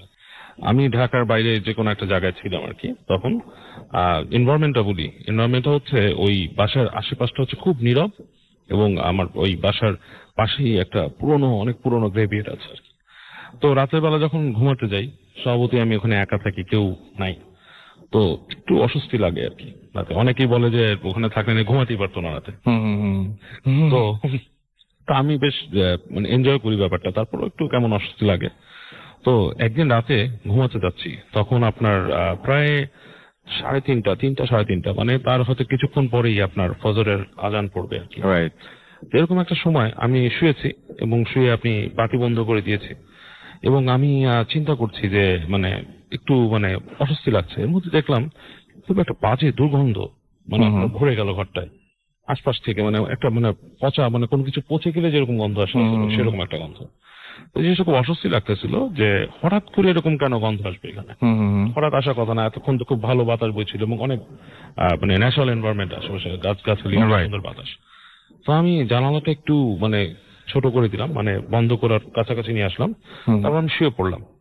তো যখন শুয়ে পড়েছি রাসেল ভাই, ঘুমাইনি তখনও মানে চেতনা আছে অনেক। এরকম সময় হঠাৎ করে ফিল করলাম যে আমার মাথার মধ্যে কেউ টাচ করেছে। আচ্ছা, একটা হাতের ছোঁয়া। আচ্ছা, এটা কিন্তু খুবই আনইউজুয়াল একটা জিনিস, বিকজ ওই বাসায় কেউ নাই, আমি একা, এবং আমি প্রচন্ড রকমের আটকে উঠছি। আচ্ছা, ভয় পেয়ে গেছি, মানে ভয় পাওয়া নাকি হঠাৎ করে একটা টাচ, স্বাভাবিক, খুবই স্বাভাবিক। এবং যখন এই জিনিসটা আমার মাথায় ক্রস করলো যেখানে কেউ নাই, কি আমাকে টাচ করলো, ঠিক এই সময়টাই আমার কানের মধ্যে একটা ঝিম করে শব্দ হলো, এবং সাথে সাথে আমি ফিল করলাম এই স্লিপ প্যারালিসিস যে জিনিসটা মানুষ বলে বা বোবায় ধরা, এটা সম্বন্ধে আমি যথেষ্ট আগে পড়াশোনা করেছি, জেনেছি, আমি আলাপও করেছি একদিন ভূত ফিল্মে। তো এই জিনিসটা আমি একদম মানে এক্সপিরিয়েন্স করলাম, এবং আমি সম্পূর্ণ জেগে থাকা অবস্থায়। আচ্ছা, এবং আমি নড়তে পারছিলাম না রাসেল ভাই, মানে it's like somebody is like taking control over my body. আচ্ছা, এরকম একটা ব্যাপার।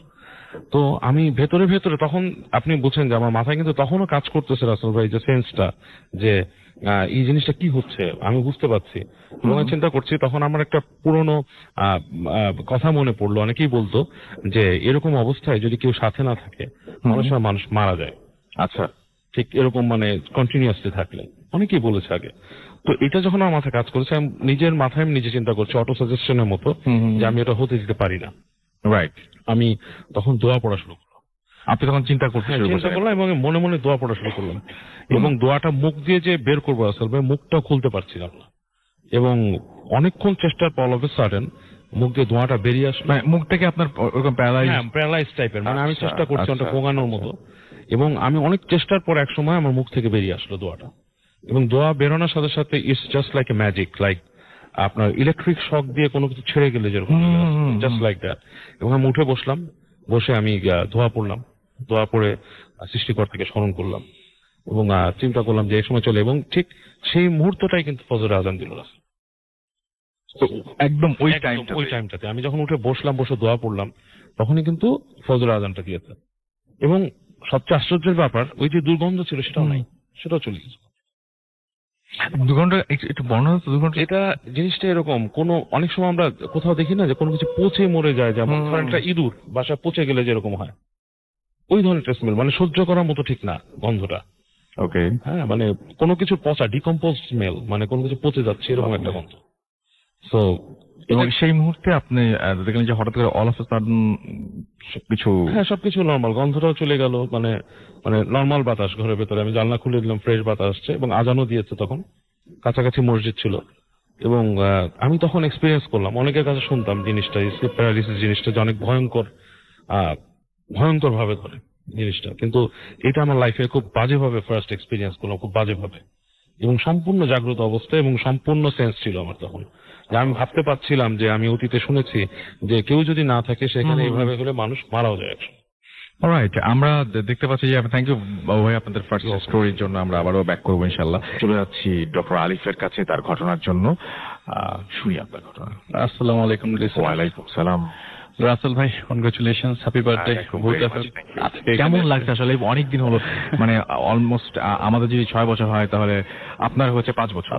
সো কেমন লাগছে? তুমি হ্যাঁ, ওকে ওকে, খুবই ভালো লাগে। আচ্ছা ঠিক আছে, thank you, no problem. But কেমন আজকের আবহাওয়াটা টোটালি ডিফারেন্ট রাসেল ভাই। ঢোকার পর থেকেই অন্ধকার, তো পুরা ভূত স্টুডিও আমরা ফেসবুক অলরেডি আপলোড করেছি আমাদের, এবং আমাদের মানে পুরো এনভায়রনমেন্টে আমরা চেঞ্জ করে ঢোকার সময় মনে হচ্ছে যে আজকে মনে হয় একটু ডিফারেন্ট জায়গায় আসলাম নাকি আজকে, ভুতুরের পরিবেশ। তারপরও রাসেল ভাই এক্সেলেন্ট, খুব ভালো লাগছে। 6 বছর ভূত 6 বছর। মাসুম ভাইকে অনেক অনেক থ্যাংক ইউ।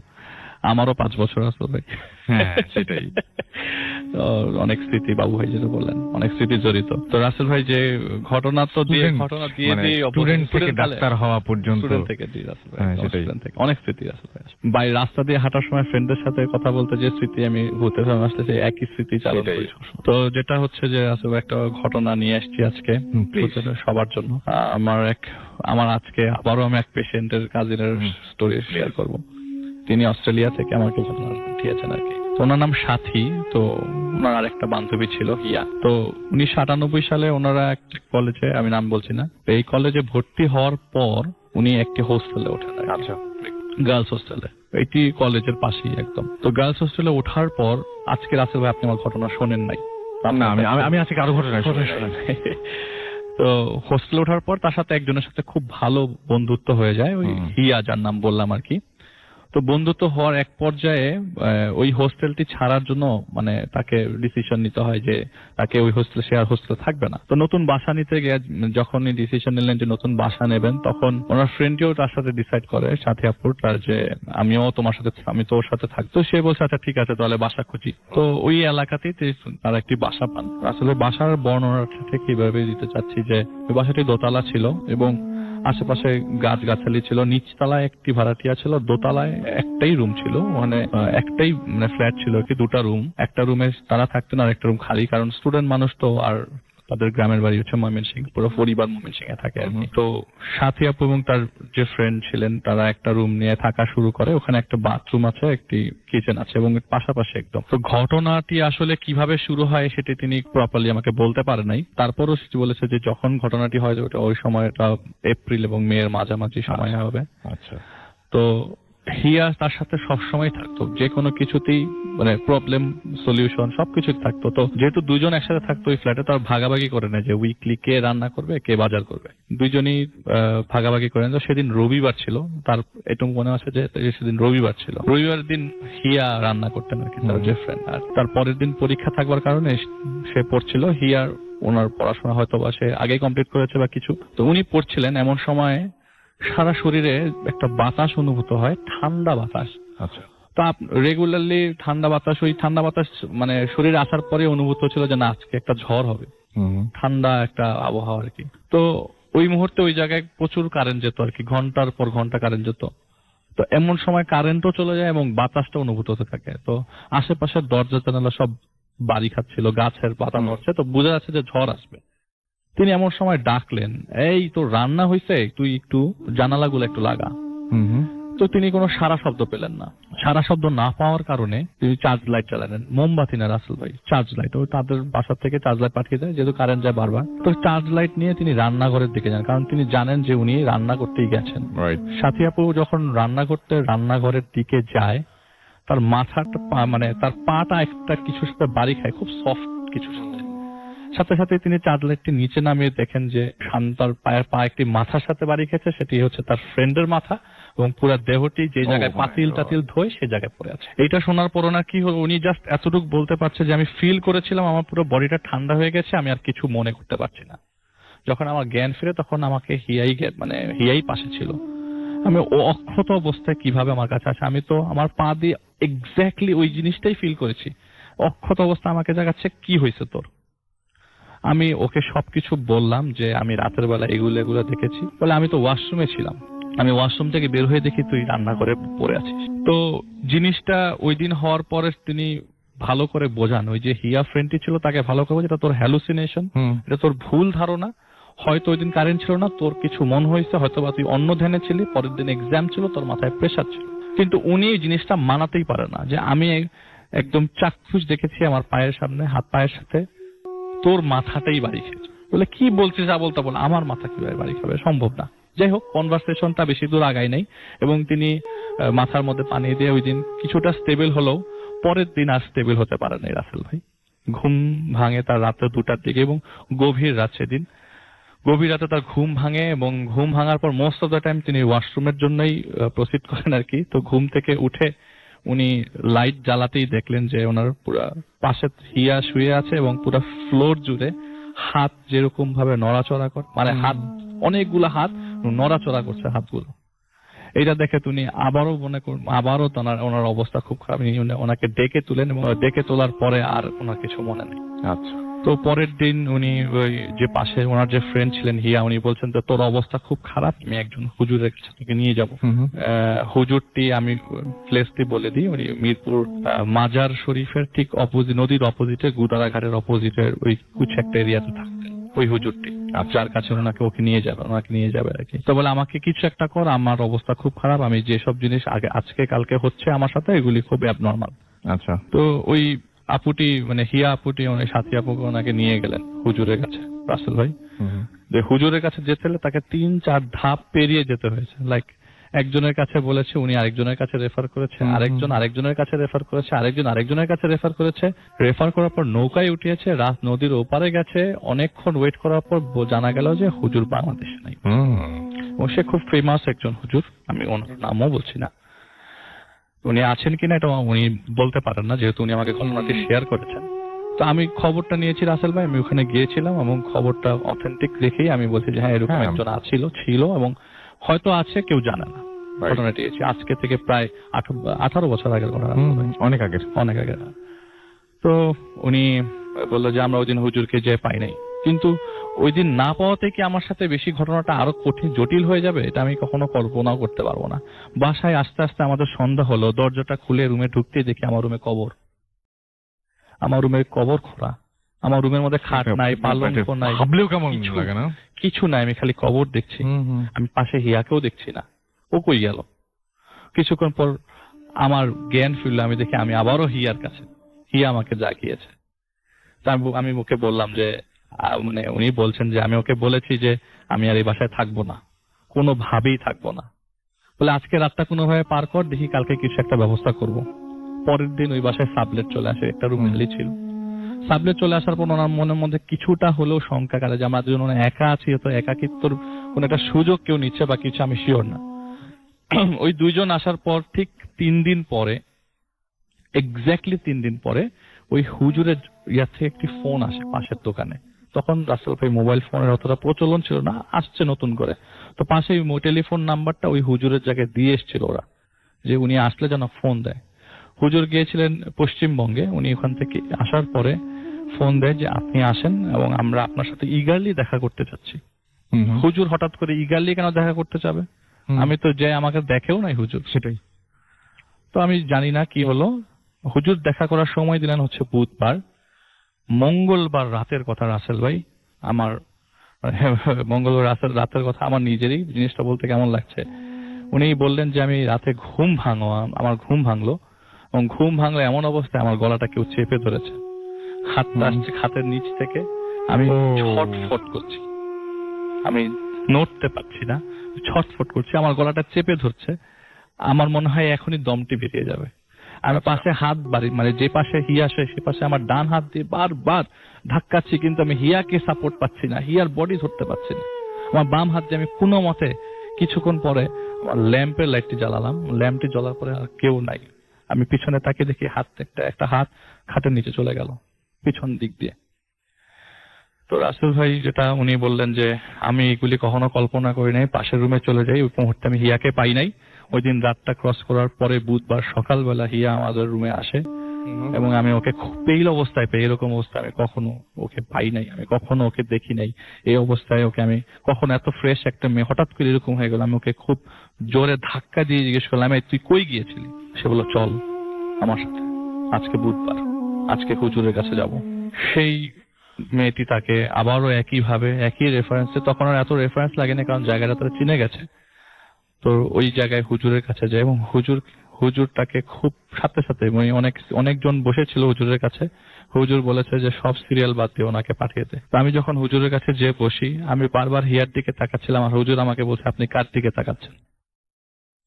আমি বললাম যে উনি বলছে যে, আমি বললাম যে আমি আমার ফ্রেন্ডের দিকে তাকাচ্ছি। বলে আপনার ফ্রেন্ডের দিকে তাকান? আমি তো কাউকে দেখতে পাচ্ছি না। শোনেন, ওর দিকে তাকায়েন না। হুজুর বলছে যে ওর দিকে তাকায়েন না, আমার দিকে তাকান। আচ্ছা, আপনি যাকে দেখতেছেন তাকে সবাই দেখতে পায় না, আপনি দেখতে পাচ্ছেন। আমি জানি না রিজনটা কি, তবে আপনি যে বাসায় আছেন সেই বাসায় আমাকে একটু যেতে হবে। হয়তো আপনি সেই থ্রুটা নিয়ে আসছেন বা কিছু। তো ওই আপু বললেন যে আমি কিছু জানি না, আমি এখান থেকে চলে যেতে চাই, আপনি আমার চলে যাওয়ার ব্যবস্থা করেন। আমি যা দেখছি, যা আপনি বুঝছেন কিনা আমি জানি না।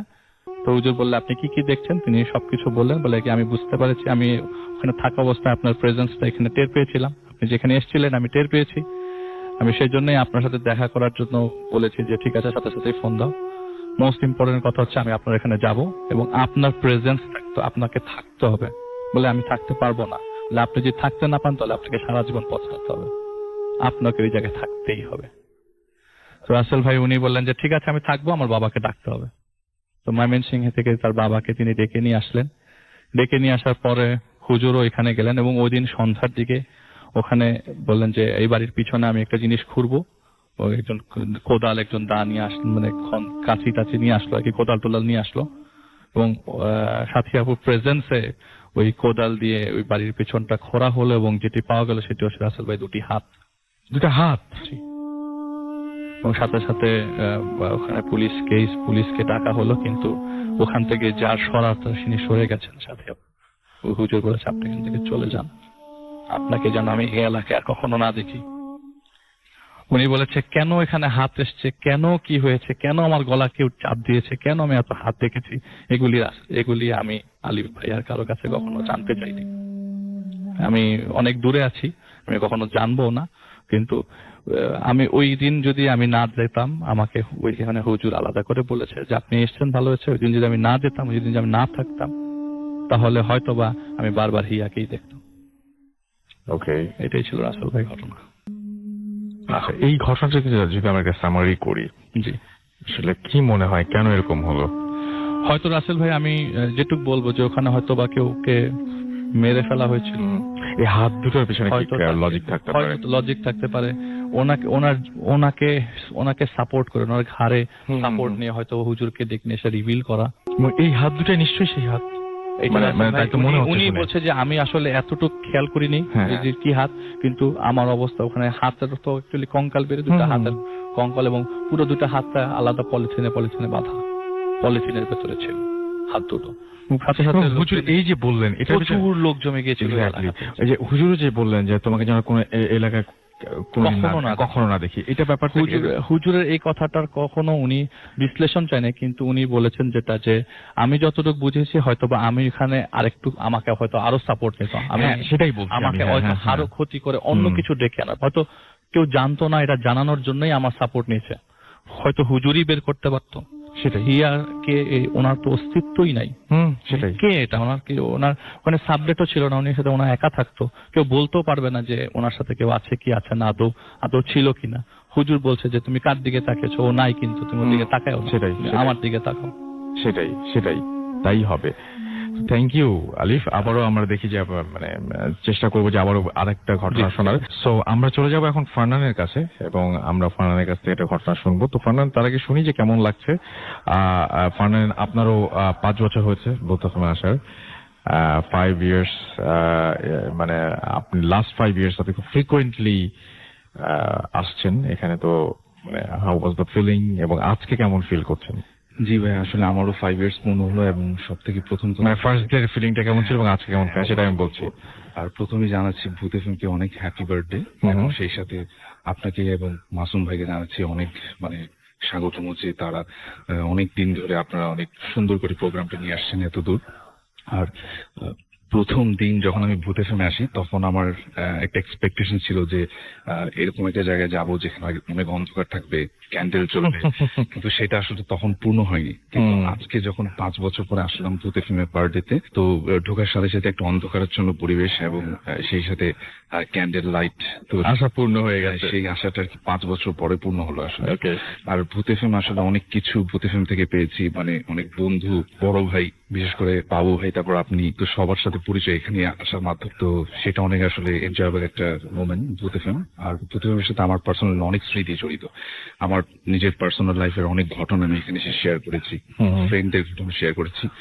তো সব মিলে অনেক ভালো লাগছে আজকে, যে আজকে এই দিনটাতে আমি ভূত এফএমের অনুষ্ঠানে উপস্থিত থেকে ঘটনা শেয়ার করছি।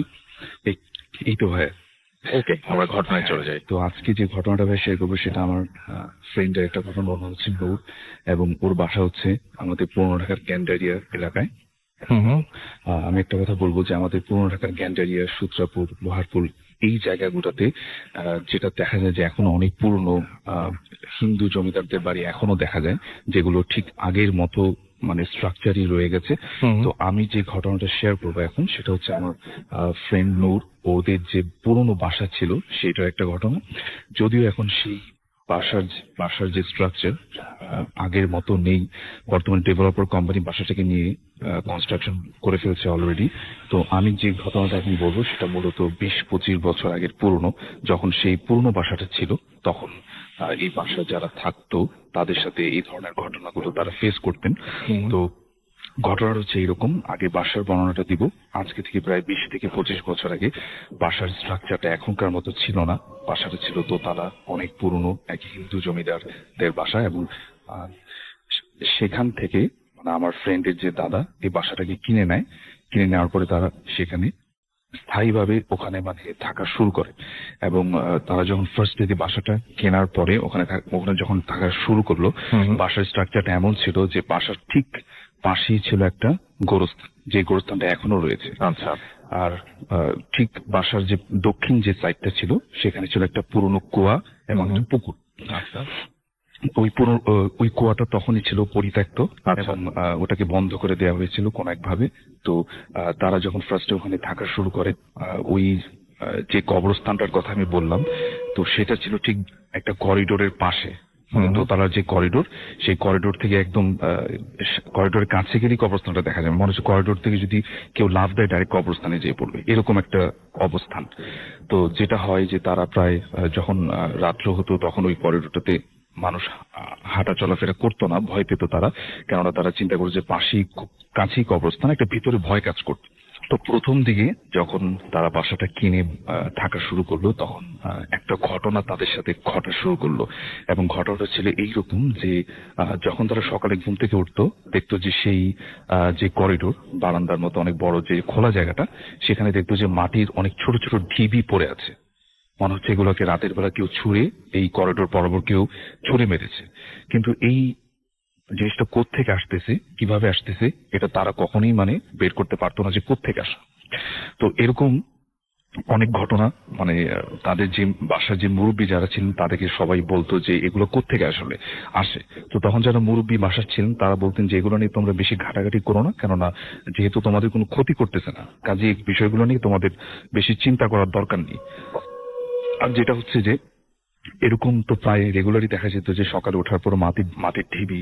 তো এক রাতে মানে যখন দিন হলো তখন তারা হঠাৎ করে দেখলো যে ওই করিডোরটাতে মানে এক পায়ে যদি কেউ হেঁটে যায়, মানে মাটির উপরে হাঁটলে যেরকম পায়ের ছাপ, সেরকম পায়ের অনেকগুলা ছাপ, কিন্তু আমরা যখন হাঁটবো তখন কিন্তু দুটা পায়ের রাইট অ্যান্ড লেফট দেখা যায়। কিন্তু ওখানে যেটা তারা দেখে যে ভালো মতো দেখার পরে দেখে যে একটা পায়ের ছাপ অনেকবার, মানে একবার ডানে একবার বামে যদি কেউ হেঁটে যায়, এরকম একটা অবস্থা। তো এরপরে বাসার যারা সদস্যরা ছিলেন তারা বেশ ভয় পেয়ে যায়, তারা চিন্তা করে যে এটা আসলে কি, এবং তাদের মধ্যে বেশ কয়েকজন বলে যে না আমরা আসলে রাতের দিকে এসে চেক করব যে আসলে ঘটনাটা কি, এগুলো কেন হচ্ছে। তো তারা প্ল্যান অনুযায়ী তারা রাতের দিকে করিডোরে এসে হাঁটা চলাফেরা করে, কিন্তু তারা কিছুই পায় না। কিন্তু সকালে উঠলে দেখা যায় যে মাটির ঢিবি পড়ে আছে। আচ্ছা, এটা একদম ফ্রিকোয়েন্টলি চলতেই থাকলো। কিন্তু তারা একসময় যেটা ভাবলো যে যেহেতু তাদের কোনো ক্ষতি করতেছে না, তো তারা যেটা চিন্তা করলো যে থাক, আমাদের যেহেতু এমনি কোনো ক্ষতি হচ্ছে না, তো এটা যেভাবে চলছে এভাবেই থাক, আমরা এটা নিয়ে বেশি ঘাড়াঘাড়ি করবো না।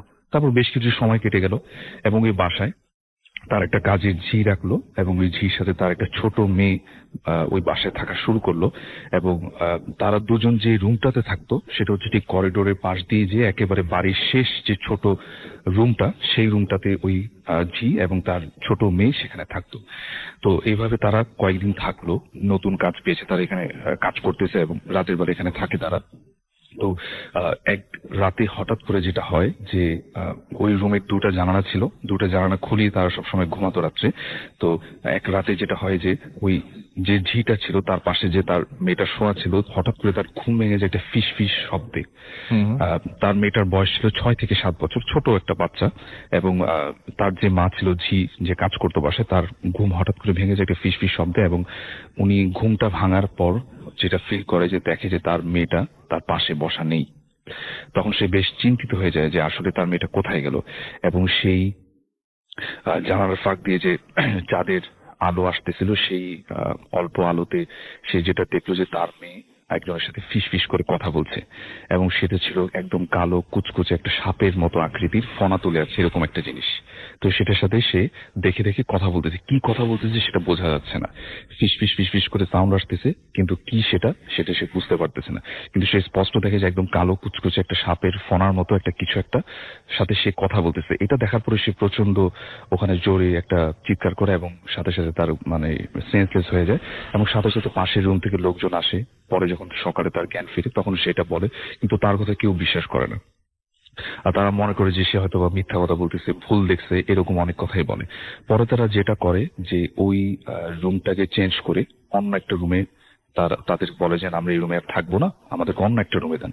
তো তারা যখন অন্য রুমেও যায়, ঠিক একইভাবে যেটা হয় যে তখন আর সেই জিনিসটা দেখে না। তখন তারা যেটা হয় যে খাটের উপরে তারা ঘুমায়, ঠিক খাটের নিচ থেকে মনে হচ্ছে কেউ একজন ফুপিয়ে ফুপিয়ে কান্না করতেছে, এরকম একটা সাউন্ড। তো তারা বেশ ভয় পেয়ে যায় এবং তারা যেটা বলে যে, এবং তার মেয়েটাও আস্তে আস্তে নর্মাল হতে থাকে। দিনের বেলা দেখা যায় যে একা একা কথা বলতেছে কার সাথে, কিন্তু বাসার কেউ এটা বুঝতে পারে না যে আসলে ঘটনাটা কি।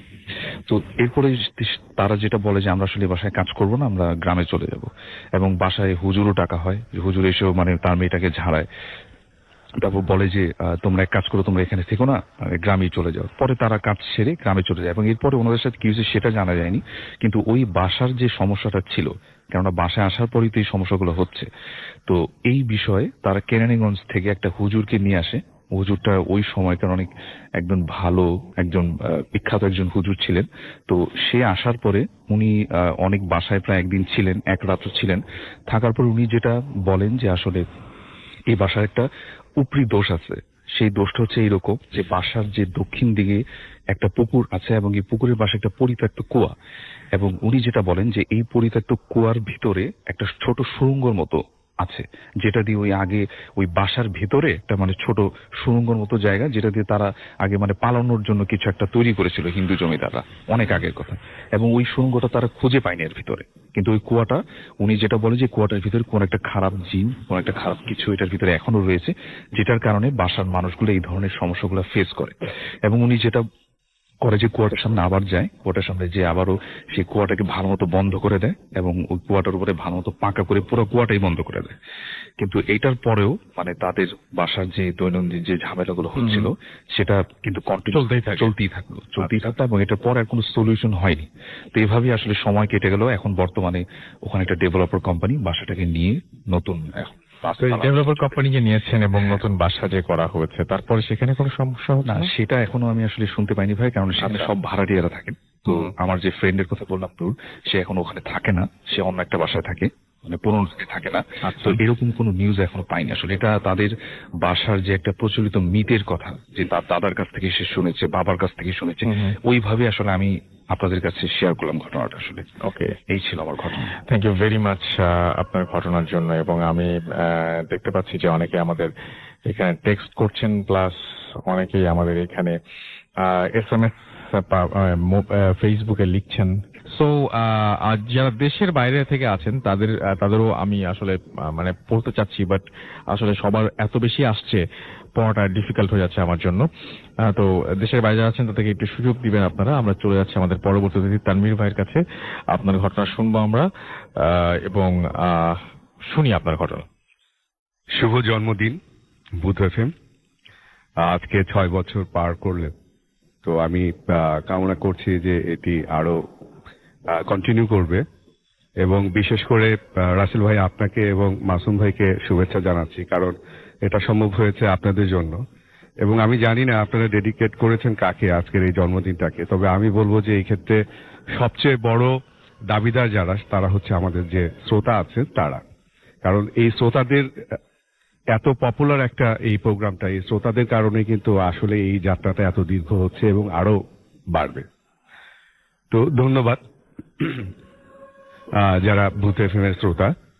আজকে আসলে বাবু ভাই তার একটা পার্সোনাল এক্সপিরিয়েন্স শেয়ার করেছে, তো আমি হঠাৎ করে আমার মনে হলো যে আসলে এতদিন আমি শেয়ার করেছি আমার যারা ক্লোজ যারা আছে বা আমার সাথে যারা আগে তাদের ঘটনা শেয়ার করেছে, তো আমি আজকে আমার একটা ছোট্ট একটা ঘটনা আমি শেয়ার করবো। এটা আমি আসলে কখনো কাউকে বলিনি।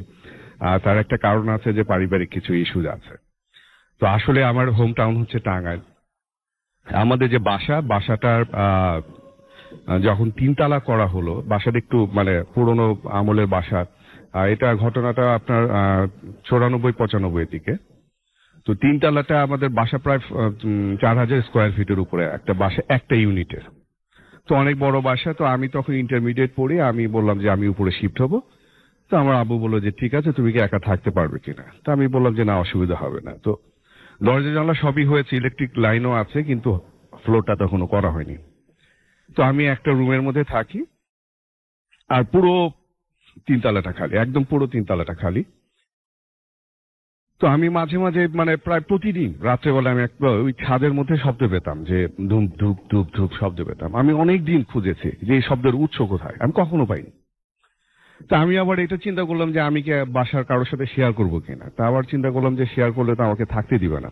মানে একা থাকার, ওই বয়সে একা থাকার, একটা রুমের মধ্যে একটা ইয়ের মধ্যে থাকার মজাটাই আলাদা। আমি যখন যা খুশি করছি, পড়াশোনা করছি, এটা করছি সেটা করছি।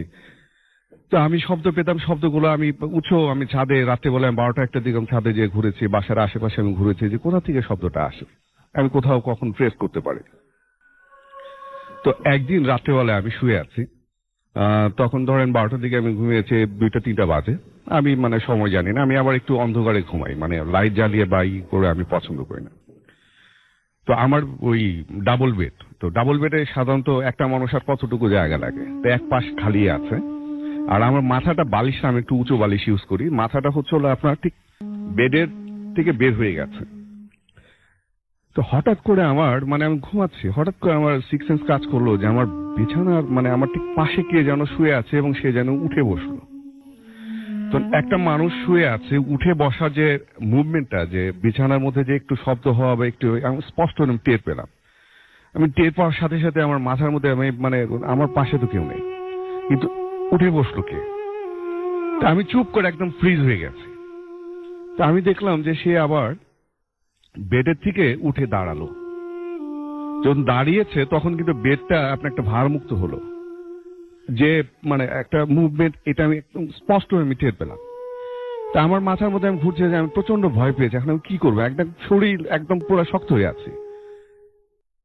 এই মোমেন্টে দেখলাম যে আমি চোখ বন্ধ করে আমি টের পাচ্ছি যে সে কি করলো, আস্তে করে উঠে যখন দাঁড়িয়েছে, দাঁড়ানোর পরে আস্তে আস্তে আস্তে আস্তে আস্তে সে আমার পেছনে আসছে।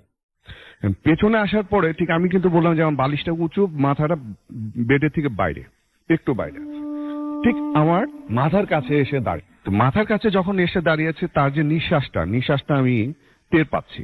আমার কপালের দিকে যে গরম বাতাসটা আছে, সেই বাতাসটা টের পাচ্ছি। এবং তার পেটটা যে নিঃশ্বাসের সাথে সাথে আপনার আপ ডাউন করছে সেটা আমি একদম সুস্পষ্ট ভাবে আমার চুলের মধ্যে আমি টের পাচ্ছি। তা আমি তো প্রচন্ড ভয়, এখন আমি কি করবো? আমি চিন্তা করলাম যে এখন আমি মানে এই ভয়টা কাটানোর জন্য আমি কি করবো। তা আমি কিছুক্ষণ চিন্তা করে বললাম যে একটাই মাত্র উপায় আছে, সেটা হচ্ছে লাইট জ্বালা। আমি যদি লাইট জ্বালাতে পারি তাহলে হয়তো বা আমি মানে এখান থেকে রেস্কিউ পাবো। এখন লাইট যে জ্বালাবো, লাইট তো ধরেন সুইচ বোর্ডটাতে একটু উপরে, আমার পাশে সুইচ বোর্ডটা উপরে। তা আমি একটা লাফ দিয়ে আমি সুইচ বোর্ডে চিন্তা করলাম যে কোন সুইচটা, কারণ লাইটে অনেকগুলো সুইচ বোর্ড আছে, ফ্যান আছে, আছে, আমি সবগুলো সুইচ একবারে দিয়ে দিই। তো একবারে দিয়ে দেওয়ার পর দেখি যে না, কিছুই না। এরপরে আমি আরো মানে আমি এরপরে থেকে আমি কখনোই আপনার হচ্ছে হলো লাইট অফ করে আমি আর ঘুমাতাম না, আমি সবসময় লাইট জ্বালিয়ে ঘুমাতাম। তখন আমি মাঝে মাঝে টের পেতাম যে আপনার হচ্ছে হলো যে জানলা দিয়ে আমি দেখতাম যে কেউ একটা শ্যাডো আপনার মুভ করছে। তা আমি যেহেতু মানে তখন হচ্ছিল ইয়াং, মানে এই ভয়টা, আর আমি তখন বললাম যে দোয়া টোয়া পড়ে সবসময় আমি ঘুমাতাম। কিন্তু আমি কখনোই নেভার এভার আমি এটা আমার প্যারেন্টসের সাথে বা কারোর সাথে আমি কখনো শেয়ার করিনি যে এটা হ্যালুসিনেশন কিনা আমি জানি না। বাট হ্যালুসিনেশন হলে আমি যে ছাদের উপরে যে ধূপ ধূপ শব্দটা আমি কিভাবে, এটা তো আমার হ্যালুসিনেশন না, কারণ আমি অনেকবার ট্রেস করেছি, আমি কখনোই পাইনি। এটা আমার একটা ছোট্ট মানে পার্সোনাল এক্সপিরিয়েন্স। অনেক ধন্যবাদ আপনাকে আপনার ঘটনার জন্য। এবং দেখতে পাচ্ছি হুমায়ুন ফুয়াদ রহমান আমাদের অস্ট্রেলিয়া থেকে এখানে লিখছেন। এছাড়াও দেখতে পেলাম আমরা ফয়সাল শেখ রিয়াদ সৌদি আরবিয়া থেকে লিখছেন আমাদেরকে। এছাড়াও আমাদের এখানে দেখতে পাচ্ছি যে আরো অনেকেই লিখছেন আমাদের এখানে আছেন দেখতে পাচ্ছি সিলেট থেকে। আচ্ছা আমাদের এখানে আচ্ছা খুব ডিফিকাল্ট হচ্ছে পড়া আজকে। আমাদের এখানে আছেন এমডি বোরহান উদ্দিন, এছাড়াও আমাদের সাথে আছেন শেখ রাজীব হায়দার, এছাড়াও আমাদের সাথে আছেন ইরফান নামটা পড়তে পারলাম না, অর্নার খান, ওকে। এছাড়াও আছেন আমাদের সঙ্গে এসকে রাজীব হায়দার, জোন হোসেন রুস্তম আমাদের সাথে আছেন, মেহেদি হাসান রক্তিম আমাদের সাথে আছেন, এপি মাহমুদ আমাদের সাথে আছেন, আমাদের সাথে হচ্ছেন ইশতিয়াক জাভেদ অনিক, এছাড়াও আছেন আমাদের সাথে দেখতে পাচ্ছি আরো অনেকেই। তো আমি এখন যেটা করবো সেটা হচ্ছে আমরা ছোট্ট বিরতিতে যাবো, বিরতির পরে আবারও এখনই ফিরে আসবো। সেই পর্যন্ত আশা করছি আমাদের সঙ্গেই থাকবেন। স্টে টিউনড ফর রেডিও ফুর্তি এন্ড ডোন্ট স্টপ দ্য ফুর্তি। Boot FM, the night comes alive with Grammingphone.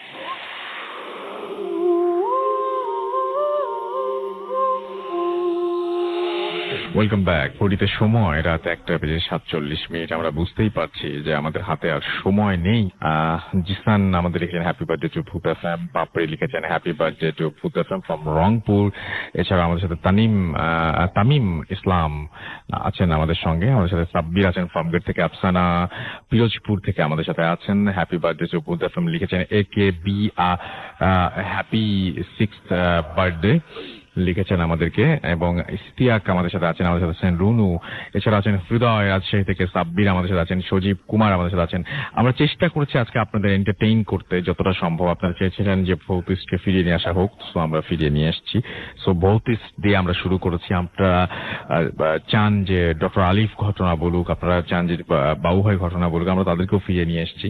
আমরা চেষ্টা করছি আপনাদের কাছে আরো কিছু সেলিব্রিটিদের নিয়ে এসে তাদের ঘটনা শোনাতে, সেটাও আমরা চেষ্টা করেছি। তো আমাদের চেষ্টার কমতি ছিল না। বাকিটা আপনারা জানেন যে কেমন হয়েছে, সেটার অবশ্যই ফিডব্যাক জানাবেন আমাদেরকে ফেসবুকে, এবং আপনারা অবশ্যই জানাবেন আমাদেরকে আরো মানে কি বলবো যে ইমেইল তো আছেই, আমাদের ইমেইল অ্যাড্রেসে আপনারা যে কোনো সময় যে কোনো মুহূর্তে ঘটনা পাঠাতে পারেন। এবং আজকে অনেকক্ষণ ধরে আমরা রাত 9টা থেকে টানা মানে মাঝখানে হয়তো গান প্লে করা হয়েছে, বাট ওই টাইমটাতে কিন্তু আমরা কেউ ফ্রি ছিলাম না। ওই টাইমটাতে আমাদের আরো মানে গেস্ট ম্যানেজ করা প্লাস সবকিছু মিলিয়ে আমাদের কাজ করতে হচ্ছিল। সো অনেকটা লম্বা সময় আপনাদের সঙ্গে ছিলাম, পুরোটা সময় আপনাদের সঙ্গেই, আপনাদেরকে নিয়েই ছিলাম। আমি জানি না কতটুকু আনন্দ দিতে পেরেছি, বাট অনেক ভালো লেগেছে। আমি এখানে দীর্ঘদিন ধরে যেহেতু বাবু ভাই এবং আলিফ এখানে আমাদের সাথে আছেন, আমরা চাই যে তারাও একটু আপনার সাথে কথা বলুক, তারপরে আমরা শেষ করবো আজকের প্রোগ্রামটা।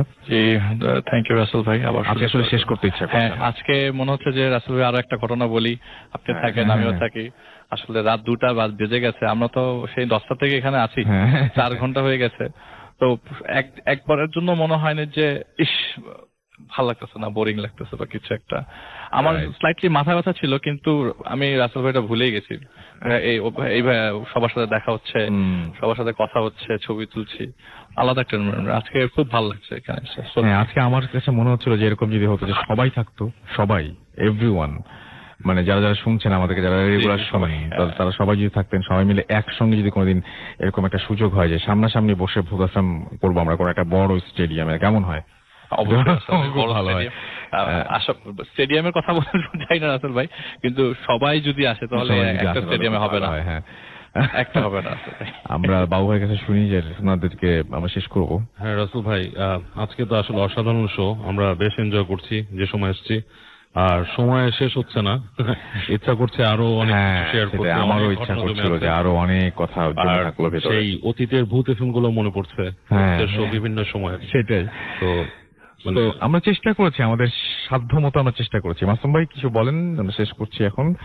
সো আমরা শুনতে চাই মাসুম ভাইয়ের কাছ থেকে কিছু। মানে কি আর বলবো, শো এতদিন চললো সুন্দরভাবে, আগামীতেও চলবে আশা করি, এবং আপনাদের দোয়া থাকলে এবং আপনারা যদি আমাদেরকে প্রপারলি সাপোর্ট করেন, তো আমরা মনে হয় যতদিন রেডি ফুটতে থাকবে ততদিন ভূত এফএম থাকবে আশা করি। And thank you very much Grameenphone for your support. আমরা আপনারা না থাকলে আসলে আমরা এতদূর পর্যন্ত যে এসেছি, আরো সামনে যেতে চাই, সেই আশাটাই হয়তো পূর্ণ হতো না। Thank you very much. আর সেই সাথে আমরা বলতে চাই যে আগামী সপ্তাহে তো আবার শো করতে হবে, এবং আগামী সপ্তাহে আরো জমজমাট।